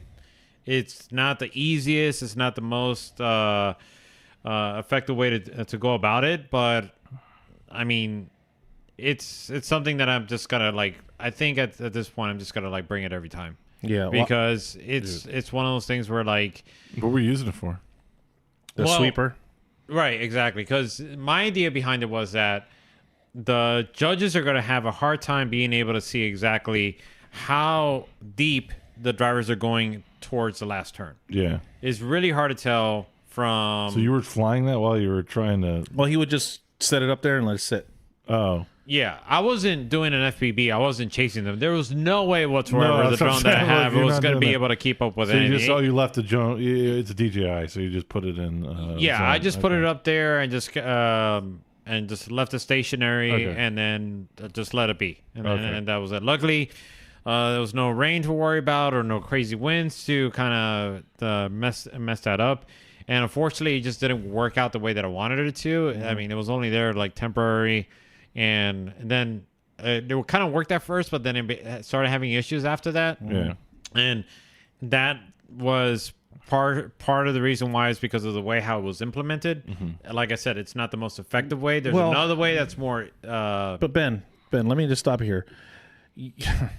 You're trying to fly a drone, switch the cameras, Oh gosh. help me get information, right. and talk at the same time. Yeah. It's too much for one person. Well, Now, it was- and I will tell you that Ben, I mean, he was a lot busier. So if you did watch the live stream, you noticed he was not able to chime in like he normally is because he's busy doing all this other stuff. Because at Vegas, you only had one camera, Yeah. so you didn't have to do any switching. So you had two cameras this time, plus trying to provide instant replays for the judges if they needed it, and try to fly a drone. And help me pull up for a minute, and listen to the headset to try to get the winners. Yeah, that was the thing. Right. That's where Paul Paul would have came in very helpful. It would have came in clutch, very clutch. Yes. But I'm sorry. and not to mention too, I would like to add that another way how Paul came in clutch is that he took the time to find an app on his phone to let us know like who won, Right. and like and all he needed to do was just like pull up a list and tap on a name and then just like slap the phone like on Yeah. our faces Makes to a world let of us know difference, yeah. like, hey you idiots, this person won, and Yeah. we're like, oh okay, we know now. Thank you, Paul. that made life a lot easier. So Yeah. you definitely have to go to Kentucky. Yeah. Yeah. Well, I'll be there on that one. Yeah. Yeah. But yeah, talking about that, I mean, you brought up a great point that it was sort of, again, it's sort of one of those things where like we're looking back at it, we're kind of crazy to be able to take this upon ourselves to kind of do all of these things. And I mean, you struggled also as well because not only were you like trying to get information from all the drivers and announce and do the play-by-play, but at the same time, you were trying to pull up the information yourself on Right. your laptop. Yeah. But And it's small, and I'm like, exactly. and And I'm that's not, what I- that's I'm what not I the wa- best on the computer, so Yeah. I'm clicking the wrong name. like, oh crap, they're going. I'm like, Yeah. ah. and that was the thing that I immediately noticed because now it's one thing for you to be like standing up and looking down and being able to read it off of it like you were doing in Vegas, but because the display isn't isn't the biggest and the brightest, you were having to kind of crouch down, like Yeah. squint at it, and you were like, who's coming? And then you're there like trying to finagle with the trackpad. No, to it try is to- like on that Excel sheet, like it cuts off things, yeah. and you can't see everything. I don't know why it does that. Because it was formatted around my display. Yeah. It's Oh, formatted okay. Yeah, for a and lower so resolution. because yours is you're dealing with that, you have to kind of like zoom out a bit in order to be able to get the full spectrum of the okay. whole And Excel I was trying to do spreadsheet. two side by side, so when they were tandeming, I had all their information, but then it would cut out like half their sponsors sometimes. Yeah. and then I'd be like, oh, this sucks. So that's where like I had to kind of jump in at times, and I'd have to like go down the list and kind of show him like, hey, look, this is. Yeah. You know that thing that trick that Paul taught me. This is what I got to do, and then that's where I mean it worked out. But again, it wasn't the greatest, but we made the most out of it Right. considering the circumstance and the situation.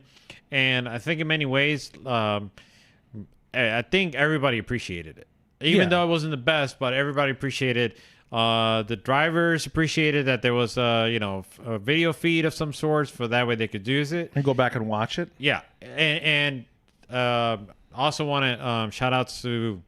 Actually, I can't remember any of the names right now at the moment, but Jake Wise, I think, took some footage off YouTube. yeah, Jake Wise, Instant Grant, a couple of others, Nate Hamilton, but just a little small snippet of it. The drivers that actually reached out to us and were like, "Hey, look, is it okay if we use your footage for the thing?" And really appreciate that they took the time to actually do that, because oftentimes we don't even know like who's using the footage or what's going on out there. And it was great to hear back from some of the drivers that appreciated that. Not only did the drivers appreciate the live stream, but also the commentary with all of the information that was being given out. The spectators that were there on hand to get all that information and joking around. I mean, I still remember, and Paul, you may not know this, but it, actually, like as we were flying in, Tim was like, I could see myself moving to Texas.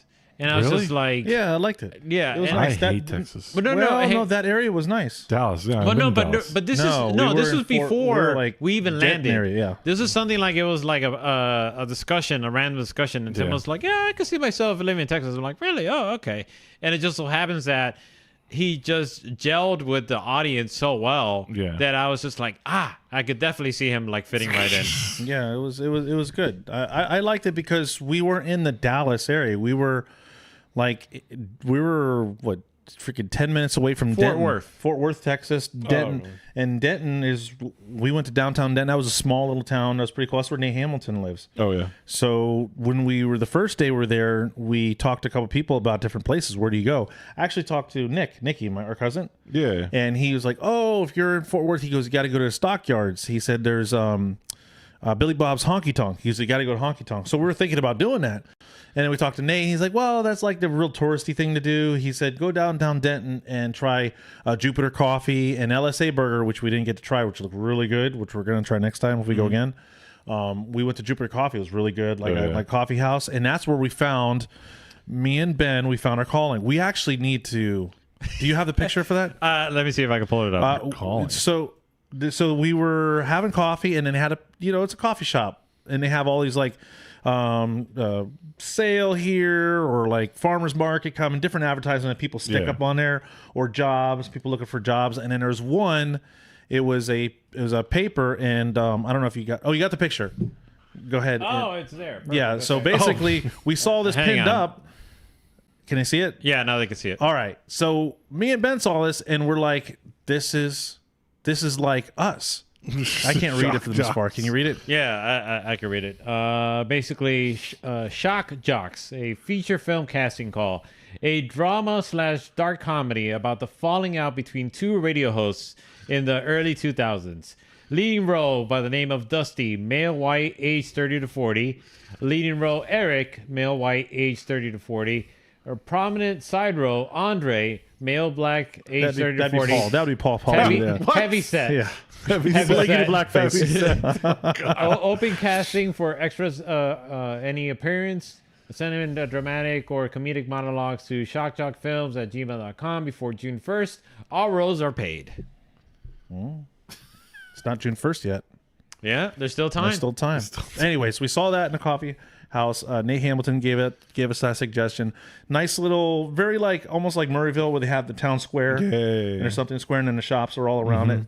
So that was cool. And then after the event was over, we were thinking about something to do. It was getting kind of late, and Nate Hamilton's like, I forget what's the name of the place that he. Harvest House, I think it was called. Yeah, he goes, "Oh, we got to go to Harvest House." He goes, "We're going there." Grant Anderson was there, and Nate Hamilton, his crew was there, and he's like, "Oh, you got to go there." This was an interesting place. Apparently, it was Dungeon and Dragon Night or something like that. Yeah. The DJ was dressed like a Star Trek.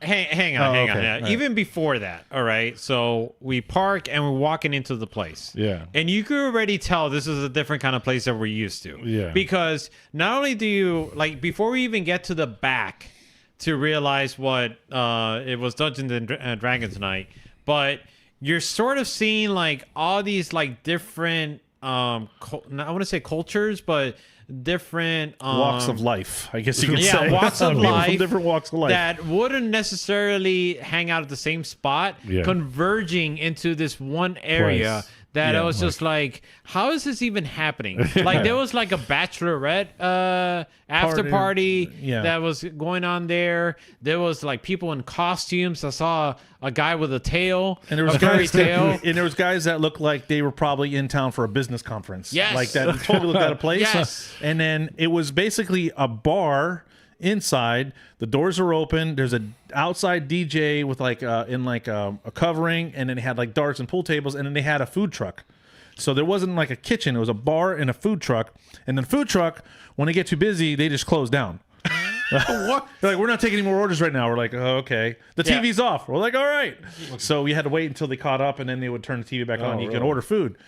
So we got a couple drinks. Me and Ben, we won the game. We played pool. Me and Ben were on one team, and we wow. we defeated some of Nate Hamilton's crew. So, hats off to us. Go team drift sessions. And but yeah, the DJ was dressed like a Star Trek character. And there were some interesting. Me and Diana go to the bar to get some drinks, and I look over to the left, and I look at Diana. And I'm like, "Where am I?" Because, like you said, you have people like ladies dressed like they were at a wedding party or something, Yeah. and then you have guys that are like, look like they're at some convention. And this guy pulls up or walks up to the bar. And he's got eye makeup on. He's got horns on. He's dressed in just a weird outfit. He has a tail. And I'm like, where am I? Where am I? Totally, where am I? And then, but it was a good time. Nate Hamilton and his crew, we had a good time. It was definitely interesting. Well, like around here, usually when you go to a club, everybody kind of looks the same. Exactly. Right? Everybody's going to listen to hip hop, so everybody looks like they're listening to hip hop. You're going to a rock thing, and everybody looks like they're in a rock. It's like, yeah, it was different. It was definitely different, but we had a great time. The food was actually pretty good. It was pretty good, Yeah. and we played darts, Yeah. which I won. Yeah. I mean, what I found crazy is that like even like playing pool, I was like, what the heck? Like, Yeah. I've never seen like Tim so confident just going up to the thing, and I'm just like, what is going on over here? Like, I feel like Tim's not telling me something. Like, I played learned pool. something about Tim that played day. pool, yeah. Yeah, he's like, back in the day, I used to play pool a lot. I'm like, to play, yeah. well, that makes a lot of sense. Used to play pool at Catalyst all the time. Yeah, I used to play pool a lot. But even before that, when I was young, I used to play pool a lot. I was better back then. But I did good enough to. We were fine. Yeah, we were fine. I wasn't worried. I watched them play. Like I'm like, oh god, okay. They're not calling shots. Like they're bouncing balls off other balls and they're going in and they're not. So basically, you're saying you were sandbagging. I wasn't sandbagging. I was just like I was just watching what was going I mean, on 'cause and you realizing the rules are very laxed. I play like a lot different. Like if you were trying to shoot the ball in a corner pocket, if that ball touches another ball and then goes in, you lost your turn. And there's a couple times I did that. Like I would hit it and it didn't like it bounced off something, and I gave them the cue. I'm like, that shot's no good. If you're gonna hit the ball in the pocket, you can't combo unless you call it. And they weren't calling shots. I was like, okay, we got this. Anyhow, but yeah, it was a good time. Nate Hamilton came through. We had a great time. Oh man, that was hilarious. Yeah. But as far as the event, going back to the event, what was great about the event too is that the guys got to pit in NASCAR garages. That was great. So they were Paddocks. undercover. Yeah. The weather was great. Like I said, we did have the lightning storm lightning, around the yeah, outside, yeah. but Saturday came around. It was chilly. It was actually, we're like, oh, I should have brought a jacket. It was chilly and it was nice and windy. All the jackets you brought to Las Vegas. Yeah, all the jackets I brought to Las Vegas because I thought it was going to be cooler. That didn't work out. So the weather was good. The event was much more compact, so that was cool. And the audience was great.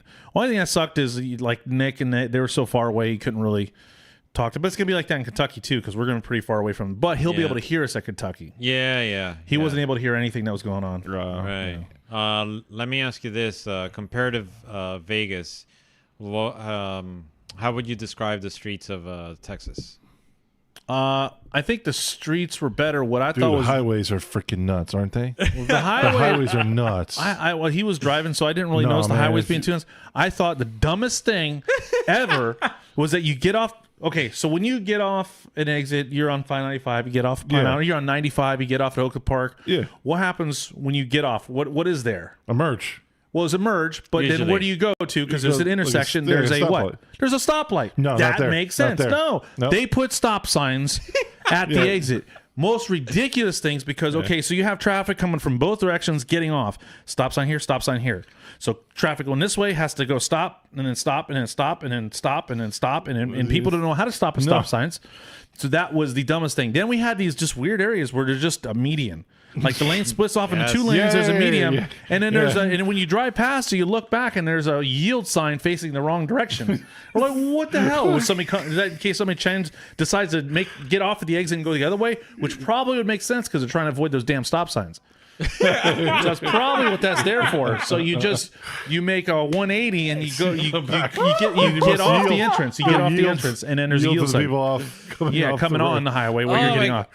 So that was utterly That ridiculous. makes sense. That makes sense. Surprisingly, Other than makes that, I thought the roads were good. There was lines on the road, so that was No, the cool. roads are good. It's just the highways are insane. It's In what just like- sense? to They're me, it's 2 like, lane. They're 2 lane highways. It's like they didn't plan ahead. Is what happened. and there's no merge. It's just get on. I don't know. I didn't see. I didn't drive. Do you I remember the drove a lot merge in Dallas. lanes? No, It's just- I don't recall seeing any. Well, so remember, anything. we just got on. We left the airport and right to Fort Worth, so we didn't really have much Yeah, time. I was driving around Dallas on the we didn't- highways in Dallas, and it was we just didn't like, go to dude, Dallas no. because even the airport's not in the middle of Dallas. No, it's Dallas. We flew into Dallas Dallas, Fort Worth, right? Yeah. And we went to Fort Worth, so we actually didn't go to Dallas. Okay, yeah, I went to downtown Dallas. So Oh, Yeah. and also we got another air show too. There was some jets flying around. Yeah, there were some jets flying around, and we actually got to go to that street market, the beer tasting Oh, yeah, thing. the That was pretty festival cool. thing, We went yeah. to Grapevine, Texas, Oh, okay. and they had it was about 3/4 mile strip where we just got to go to different. I was able to get some gifts for my wife and my daughter, and Diane. I think she got a couple things, right? Yeah, she did. Yeah, they had cowboy hats. We were texting pictures of cowboy hats. And Yeah. they had some food there, but that was Yeah. after we had barbecue. Yeah. That meet you anywhere. Right. I mean, it was one of those things where like, okay, we got this much barbecue. We need to like walk it off some way, somehow. And luckily, it kind of worked out because we weren't like So I planned it out in a way where like we could go someplace that was along the way towards the airport, as sort of like a midway point, and then I came across this place, Grapevine. Right. It's like historic downtown district. I'm Yeah. like, okay, let's just go and check it out, see what the big hoopla is all about. Yeah. And we go there, and it just so happens there's a festival going on. I'm Yeah. like, oh, hey, It was this good. is good. It was good. So we parked, walked around, checked it out. I was like, okay, I can see where like it was at. Yeah. Anything interesting? Well, we did see some characters there, but I think every so often we come across characters around. Yeah. Mm-hmm. I still remember some of the characters we saw at Nashville, out in the streets. Yeah. But for the most part, yeah, it was pretty fun. It was Yeah. different. Yeah. It was Sorry, interesting. we kind of got a little sidetracked with our sightseeing. Oh, and well, we I got mean- straight away from the drifting. So how did the drifting go? Yeah. Who won? Sorry. Oh yes, Yeah, I yeah, completely drifting. forgot. Yeah, we Yeah, completely you're forgot. sightseeing. Yeah, we're freaks. sightseeing. The drifting was good. The track was much faster than Vegas. And hats off to those guys because some of those guys with those low horsepower cars, they were coming in fast and just you basically had to just fully commit and go just full balls to the wall. Right. And that's the only way you're going to get it because extending it, you go past those 2 first inside clips. Getting from that first outside zone to the second outside zone, that was where a lot of people struggled. Can we take a moment and talk about, and with the topic of surrounding the Spirit of Drift, Yes. Fagelman? Yeah. Go ahead. No, go ahead. Oh, okay. So it was one of those things where it was at first glance you're like, okay, there was a battle going on. I forgot Jake Wise. Jake Wise and Eugene Fagelman. which we actually, if you guys were watching our Instagram channel, we got an interview with him. You want to check that interview? It was a really good interview. Yeah. It was in the previous episode when Correct. we went live, and that was kind of like an impromptu thing that Yeah. surprisingly worked out. We did in the pits, yeah. Yeah. But Oh, the media guy. Yes. yes, the media guy. Yeah. Okay. No. No, He's a no, media- no. That was Max Furist. Oh, Yeah, okay. that's Max. Yeah. But yeah, during the battle between Jake Wise and Eugene Fagelman, Fagelman was leading, And once they get into, I forgot how the course is laid out. Inner one or inner two? You have inner one and inner two right after. Inner one, inner two, and then outer zone. They're coming through outer zone number 1. Right. And then Eugene Fagelman, it looked like he had good speed, but Jake Wise comes right into the side of him, and it's almost like bumper cars, and it looked like Jake pushed him off the track, like bullied him off the track, and then Jake just kept going. I'm like, wow, like he just kind of pushed him off the track and said, get out of my way, and just kept going. And like from my perspective, it happened so fast that I actually missed it. And I right was in just front of like- us, too. Right. And I was just like, what's going on? Like, I'm looking at the display, and I'm like, why is there a car like going off track when there shouldn't be? And then I kind of like recall like hearing what you were saying, your play-by-play, and I was like, oh, okay, that's interesting. That Yeah. escalated quickly. Yeah, so basically what ended up happening, we find out later, because Eugene got stuck in the middle, and then the crowd was awesome. They gave him some cheers. He got out of the car. It looked like his car was on fire for a second, but it wasn't. They gave Jake Wise the win. Right. Well, in the initial onset, I mean, they gave Eugene Fagelman the win initially. right, exactly. They gave him the win because they put Jake Wise at fault Correct. for causing the collision or whatever, however you want to call it. But then it wasn't anything upon further review. Like the judges No, didn't that even was the bother call. coming up to us or anything like that. But afterwards, like I heard over the radio, they were like, "Oh, Eugene is saying this," and like the judges were like confused, and they were like, "Well, what's going on?" Then all of a sudden, I see Eugene. I don't know if we got it on film, or I'm sorry, on the live stream, but you see Eugene like running towards the judges. And we're like, what's going on? And then they're discussing and so on and so forth. But then it come to find out that Eugene went and admitted to the judges that his engine suffered a failure, which turns out is the first engine failure that we hear Made me a liar. that we hear of throughout the whole LS Fest events and all of the LS Fest events that we've been to. The first engine failure that we hear of, and it just so happens that it failed right at that exact spot where that collision happened. Yeah. So Eugene wasn't able to propel forward, and because he decelerated, Jake Wise, having no place else to go, made contact with him and just pushed him off. Right. And then with that, the judges were like, "Oh, we need to overturn our decision." And then went in, they gave Jake Wise the win for that. Yeah, because Eugene was basically, listen, I blew my motor, the car shut off, I was slowing down, it was my fault. So that was pretty huge, right? He did that, overturned the decision. And actually, Eugene Fagelman's car is rapper Dan Savage's old car. Oh, really? It's the same car, yeah. Oh, So okay. the 240 truck. Oh, 240 truck. Yeah, Oh, the because remember it was 240 green truck. Nasicki. Yeah. Yeah. I thought you meant his 350Z. No, it's the Sicki truck. He's on 240, so that's that vehicle rewrapped. But yeah, I was telling everybody, oh, these LS platforms, they prove to be reliable power. Boom! Eugene blows his motor.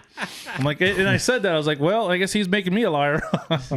But yeah, he showed us pictures, like it almost looked like your block, it was a hole. You could see a dent in the oil pan where you could see the rod. Oh, It really? Yeah. didn't pop a hole, but it pushed. Oh, wow. It tried to pop out. Looked like a pimple. Yeah. But yeah, that was a good show of sportsmanship, and they got him off the track, and it was a good battle. I think one more time for first place between. Well, there was two one more times. So there was one set of one more times with Nate Hamilton and Grant Anderson. Yes, that's right. That was one more time there, and then on the final battle, there was one more time between Nate Hamilton and Jake Wise, Yeah. or Jack Davis. No, Jake Wise. Yes. Yeah. Those two were, and when they were battling, I was like, oh, I'm gonna screw this up. I know I called one person Jake and the other one Jack. I know that for sure. But Jack Davis was doing a great job. He was doing a great job, and so was Jake Wise. Jake Wise was doing awesome. Nate Hamilton was on fire. There was a couple actually times Nate Hamilton messed up, and I was like, oh, like where he straightened out going from outer zone number 1, outer zone number 2, but it was the other drivers were always making more mistakes. But it was interesting. I mean, that's a fast track. right? They're really, I don't know how fast they're getting up to speed on initiation, but it's full throttle until you're getting into outer zone number 2, where you gotta let the car coast a little bit, throw it sideways, and then slow down momentum down, and then Right. get back into it when you go through the sweeper. They were like averaging about roughly like 20 seconds. Like Which from was run faster up. than the road course guys. It was funny. The really? road course guys were doing the same layout. Of course, their clips and stuff were in different spots. But yeah, I think the fastest car that I saw go through there was at like 28 seconds. It was like some vet gripping it. Most of the guys were going through like around 34, 35 seconds. And the drift cars are going And just fast. going, yeah, much Oh, faster. God. That's hilarious. Yeah, that was an interesting stat that I was just like, well, I mean that's pretty quick. Yeah, they're booking it. They're moving. That is pretty quick. But Nate Hamilton is just on a roll. I mean, so far, and I think it's been like 4 events that he's been to, he's been on the podium. Yeah. So Yeah. and that's He's a been great doing streak job. that he's on. Oh, and who was the other? I keep trying to remember his name. Jason with the RX-7. He's only been drifted for like 8 months or so. They think they have him the Spirit of Drift Award.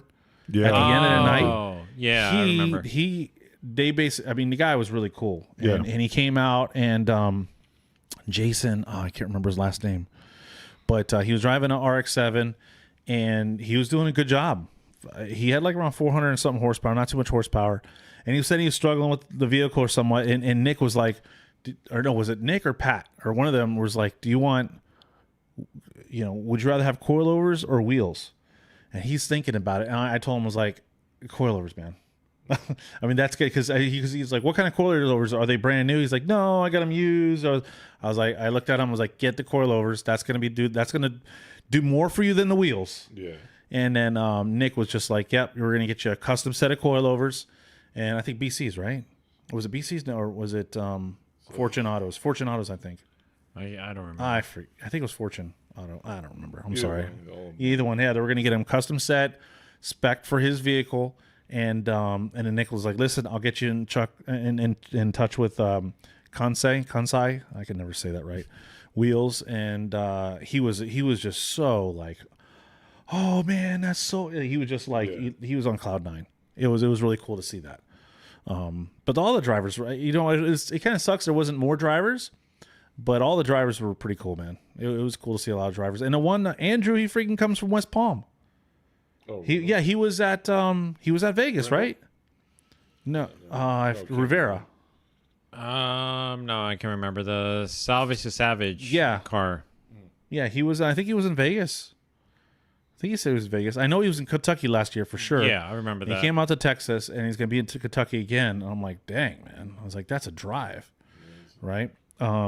But it was cool to see it. And there was one driver, I forget what his name was. He used to live in Coral Springs, and now he lives in Houston. It was cool. I think my favorite thing about these events is meeting these drivers that we wouldn't get a chance to meet normally. And then see some drivers that we saw, clutch kickers, that would make the drive all the way to Florida and get to see them again, like Ben Hobson and stuff like that. So yeah, who else did we come across that used to do clutch kickers? I'm trying to remember now. Dwayne wasn't there, right? who? Dwayne didn't. No, actually, I wish I yeah. did see Dwayne. I wish he would have been out there. He's in Houston. I Yeah, think. that's it's like a a drive for him. 4 or 6 hour drive Yeah. from where we were But at. what's the guy with the Camaro? I thought I was going to see there. Dirk. No, with the Camaro, he was Camaro, had a I blue think. Camaro. He used to go to Clutch Kickers. Yeah. He was friends with Dwayne. Yeah, I forget his name. I forgot his name. Anyhow, Might be able to find it. yeah. Anyways, it was fun. We had a good time. I enjoyed Texas more than I enjoyed Vegas. Maybe because the weather was nicer. Maybe that's why. Could be. But I liked the venue, how it was more compact. Everything was like close. I liked the pits. We got to hang out in the pits. We were undercover. We didn't have to be sitting in the sun all day long. We had to figure out a tent. We had to get a tent. We had to get stuff. It was what was good. yeah. What was good about Vegas, I was better than Texas, was that we were close to the sound man. It Yeah. made setup a little easier. But what was good about Vegas, or good about Texas, we weren't right by the burnout box. So there, each event had pros and cons. Each event had pros and cons. So it was Javi Martinez, Zach Calvin. Well, Diane just texted me. Robbie Baldridge. Yes. Robbie yes, who it Baldridge. was. Yep, absolutely. Robbie Bobby. Yeah. Zach Calvin wasn't there, but does he live in Texas? No, that No. one lives here. Yeah, he lives around here, right? Yeah, like Central Florida area. Yeah. Javi Martinez did good. He did good. I don't know. It was a good event. I look forward to next year. If we come back again, that'd be great. I'm telling you, that generator though, that was just something else. Yeah. I'll say the highlight for me was watching Nate Hamilton win again. I thought that was really cool. See him win again. The Eugene doing what he did, helping the judges reverse that decision, and it was a great event. We had a good time. Paul, do you feel bad that you didn't get to go, or Yeah. are you thrilled that you didn't have to deal with the stupid highways over there? No, I would have been driving, but no, I wish I would have went. I just heard so many bad things. I didn't want to. I'm like, what could be worse than this heat? I'm like, Yeah. I can't imagine what could be worse than this heat. So, Well, I recommend it for those guys that want to that don't want to go all the way to Vegas. Go to Texas. It's a good time. But go to Kentucky. Definitely want to go to Kentucky. That is going to be the biggest one. I think they had almost 80,000 or 70-something thousand people there last time. So it's insane. That one you definitely want to go to. And then, of course, we have 4-minute drift this weekend at OSW, which hopefully doesn't rain tomorrow. I know it was raining a little bit today. And apparently they repaved the course. well, they didn't repave the course, but they repaved a couple of the issue areas that was reported on Facebook. Which Yeah, the big people holes. were really, some people are really trashing OSW. I mean, you guys got to understand. I mean, OSW really doesn't charge much for drifting. No. Tracks do cost a lot to operate. They're not a moneymaker. No. So it's hard to keep a track up to the condition. Like, you don't see many tracks in the condition of Freedom Factory. Yeah. Well, Cletus And is actively trying. Cletus, well, I'm sure Cletus's channel funds a lot of that Yes. too. So, Cletus is not just a track owner; he's also a YouTube celebrity. So that adds to it, where he can do a lot more to his track than other people can. Yeah, but most of the ovals out there, Pretty dirty. And they're nasty. pretty beat up and they're not well taken care of. Well, So Three Palms and Punta Gorda was bad. Yeah. There was potholes in it, like big potholes in it. Yeah, and what's the other oval that's Showtime? Showtime. I heard Showtime. that's pretty beat up too. And I know whatchamacallit, there's an oval in Lakeland that where their grand Spiff was trying to do events there. Oh, Oh, okay. Yeah, that track was pretty beat up too. So a lot of these oval tracks have been Oval tracks weathered get out. beat up pretty bad, yeah. If they don't make the money, they're not going to. Unfortunately, it's going to. So, But I mean, it is what it is. but they were able to patch the hole that was posted, and they were able to fix a couple other issues that they said they were working on. But unfortunately, this week has been very rainy, so I guess they were trying to get it done before, and they really weren't able to get it done. So Oh, that explains things. So Yeah. then they can't run the layout that they originally wanted, right? they can't run the layout they originally wanted, I guess. I'm not sure why. Maybe because there's couple extra repairs that they couldn't make because of the rain. I know they did repair the one section, but it takes a while for asphalt to cure crop properly to where you can really drive on it to where it'll be grippy. Right now, that's pretty much like an oil slick. yeah, I'm actually kind of thankful. I mean, it's cool that they tried to change the layout, but I'm just trying to think of like Von Gittin or Chelsea or any of these guys trying to make 2 laps on that one tire. Well, that's 'Cause basically- it was a left tire fire.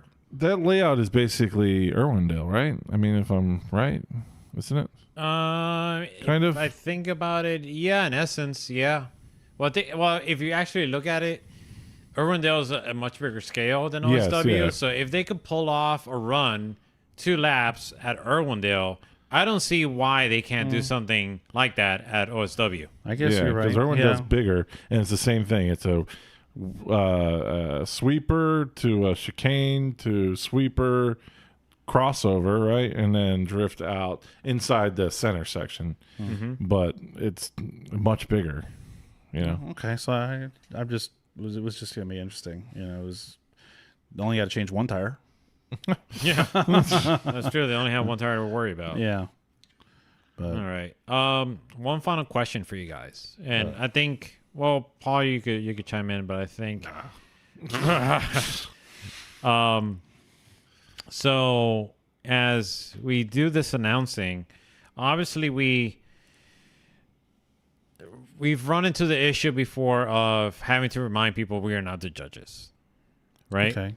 We've had to tell them look, this is how we feel, but and we kind of learned from it, and we kind of said to ourselves we need to adjust the way how we convey the information, so that way people don't feel like we're the ones making the decisions Or swaying the judges. Right. Exactly. So my question is, and where I'm leading up to is that obviously we have an opinion on how the runs go.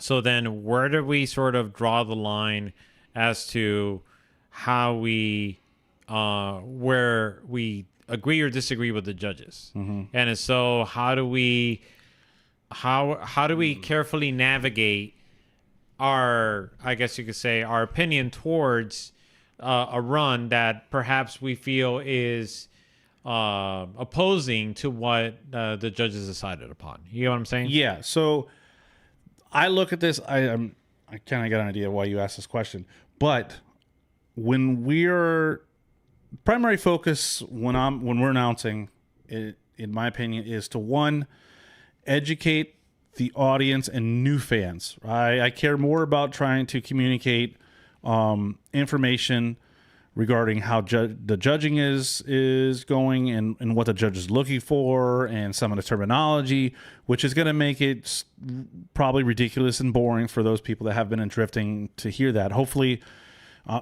they don't get frustrated, and hopefully those people that are watching understand why I do that, because we want to educate the new fans and maybe people that aren't used to watching a drift competition and understanding how it works, or just key terms on what, with drifting, e-brake, left foot brake, or anything, initiation, all these different terms that somebody may not be familiar with. Two, I focus on trying to help the drivers connect with the fans. That's why I like these little backstories. Right now, aside from that, where does it get to the point where maybe what we see conflicts? I don't think I really do that. Even when I look at a run and I'm like, it didn't look that way to me, I know that the judges are almost always at a different vantage point. So vantage point is huge. As I mentioned before, when we were at Texas, I was watching the runs right in front of us, and a lot of times they look like they're on each other's bumper. Then when I would look at the drone, I'm like, ooh, they were like a car and a half apart. So a lot of times I'll be listening to myself after, because I'll watch it and I'll listen to it, and I'm like, oh, he's on his back bumper, and I'm watching the replay. I'm like, no, he wasn't. That's why did I even say that, right? You're right. But it's the vantage point that I'm looking at. Right. So taking that into context, understanding that vantage point is everything when it comes to drifting. I think the times when I may question what the judge's call was and maybe didn't feel like it should have gone one more time, or thought another driver should have won, then I kind of remember these things, right? Okay, it's a different vantage point. I'm going to trust that the three of them are analyzing the run more than I am. So basically, for me, I trust the judges, right? And I know the judges, and I know they're going to make the call. I know all those judges, it doesn't matter. There's no hidden motive, right, to be favorited for somebody else. There have been times where I know the three judges are closer with somebody else, and they give them a loss, like they give anybody else a loss. So all that being said, I don't think, as an announcer, I think it is wrong to input your opinion on a run. I don't think an announcer's job is to announce. Announcer's job is not to be entertainment. People are not there to hear your opinion. They're not there for your entertainment. So I think as an announcer, you're not the show.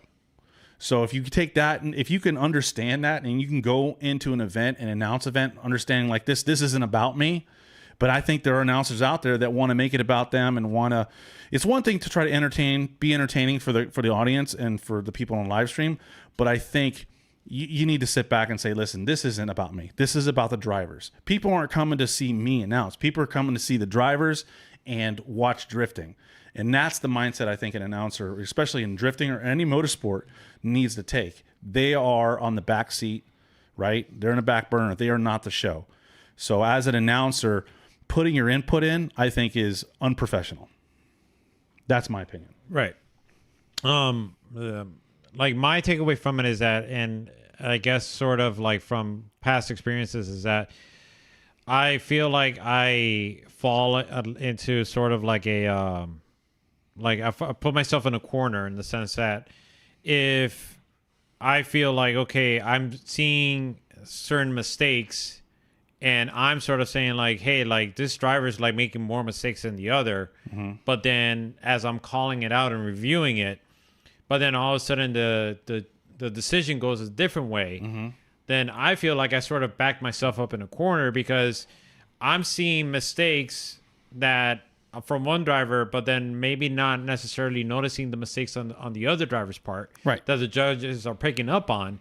And then next thing you know, like the audience is probably like, well, how is it that this guy is saying and pointing out all these mistakes that this other guy was doing and not pointing out this other person, but then this other person won.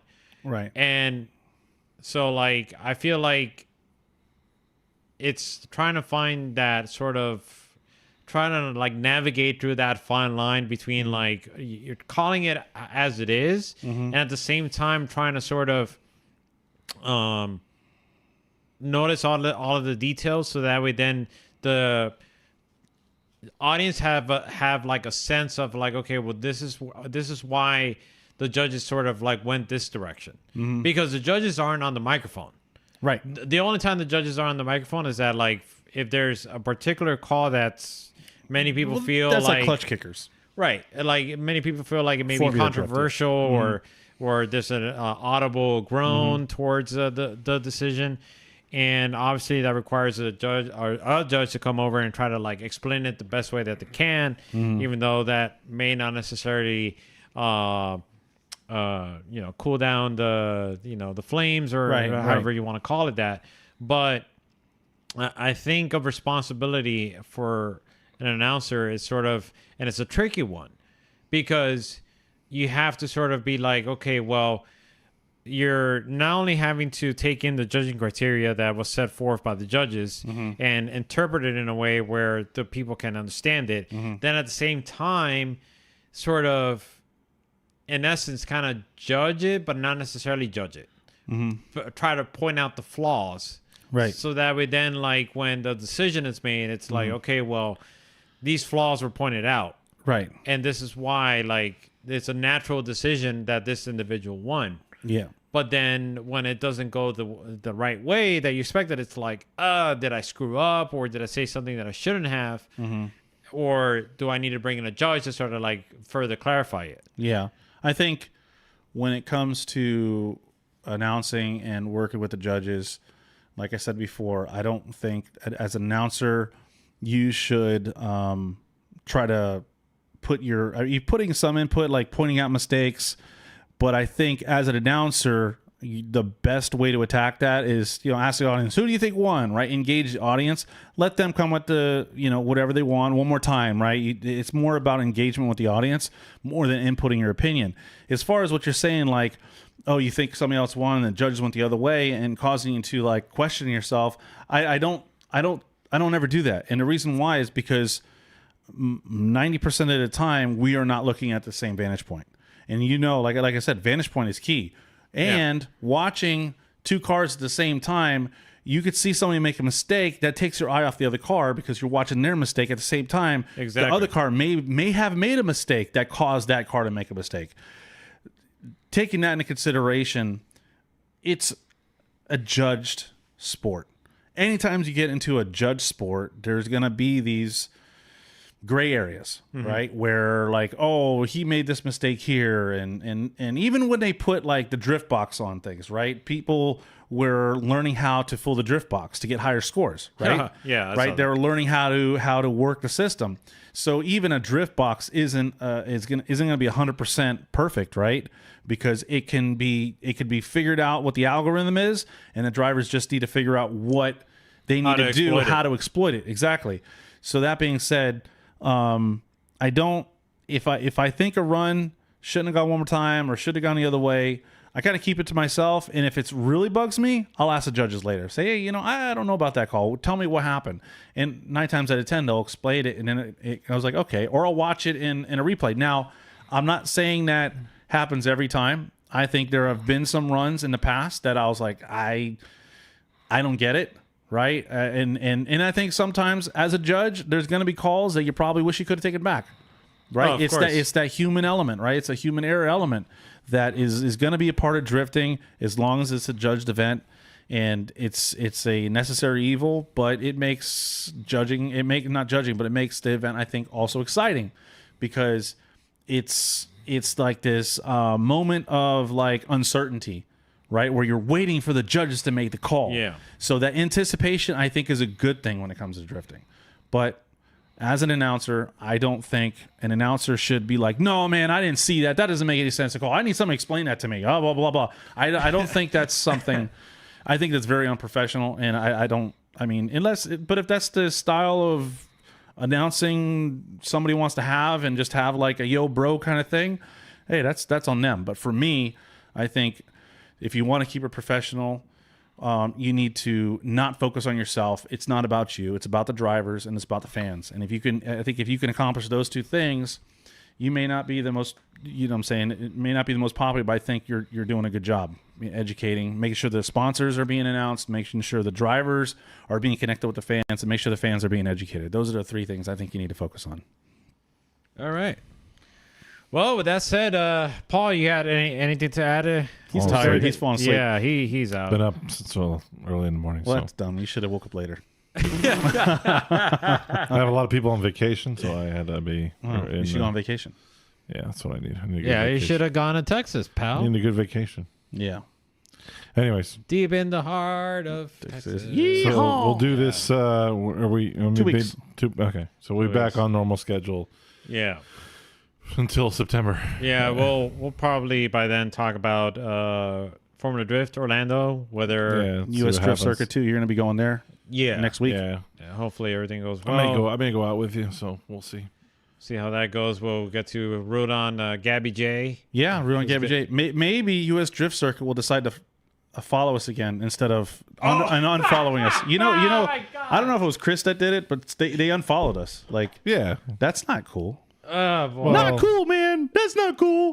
Yeah. I mean, it's, I don't wonder who made that executive decision to unfollow us. Well, oh boy. Okay. Well, whatever. In that case, LS Fest follows us. Holly follows us. do they? Yeah. Oh, They comment on our they like our stuff when we post it and stuff. So okay. Well, maybe we'll get answers next week. yeah. We'll Let me get know. answers. Maybe. Yeah, Probably we'll see, not. We'll see how that goes. But in any case, guys, we want to thank everyone for tuning in. We appreciate those of you who follow along with us throughout these past this past month, pretty much. Yeah. From the 2 events on the live streams and for being a part of it, providing feedback, and we back to our regular schedule, and we hope to see you 2 weeks from now. So, Hopefully with the guest, maybe we'll find somebody to come on. yeah, we'll wrangle somebody. So maybe Gabby J or something. Maybe else. somebody. Somebody important. All right, folks. Take care and good night.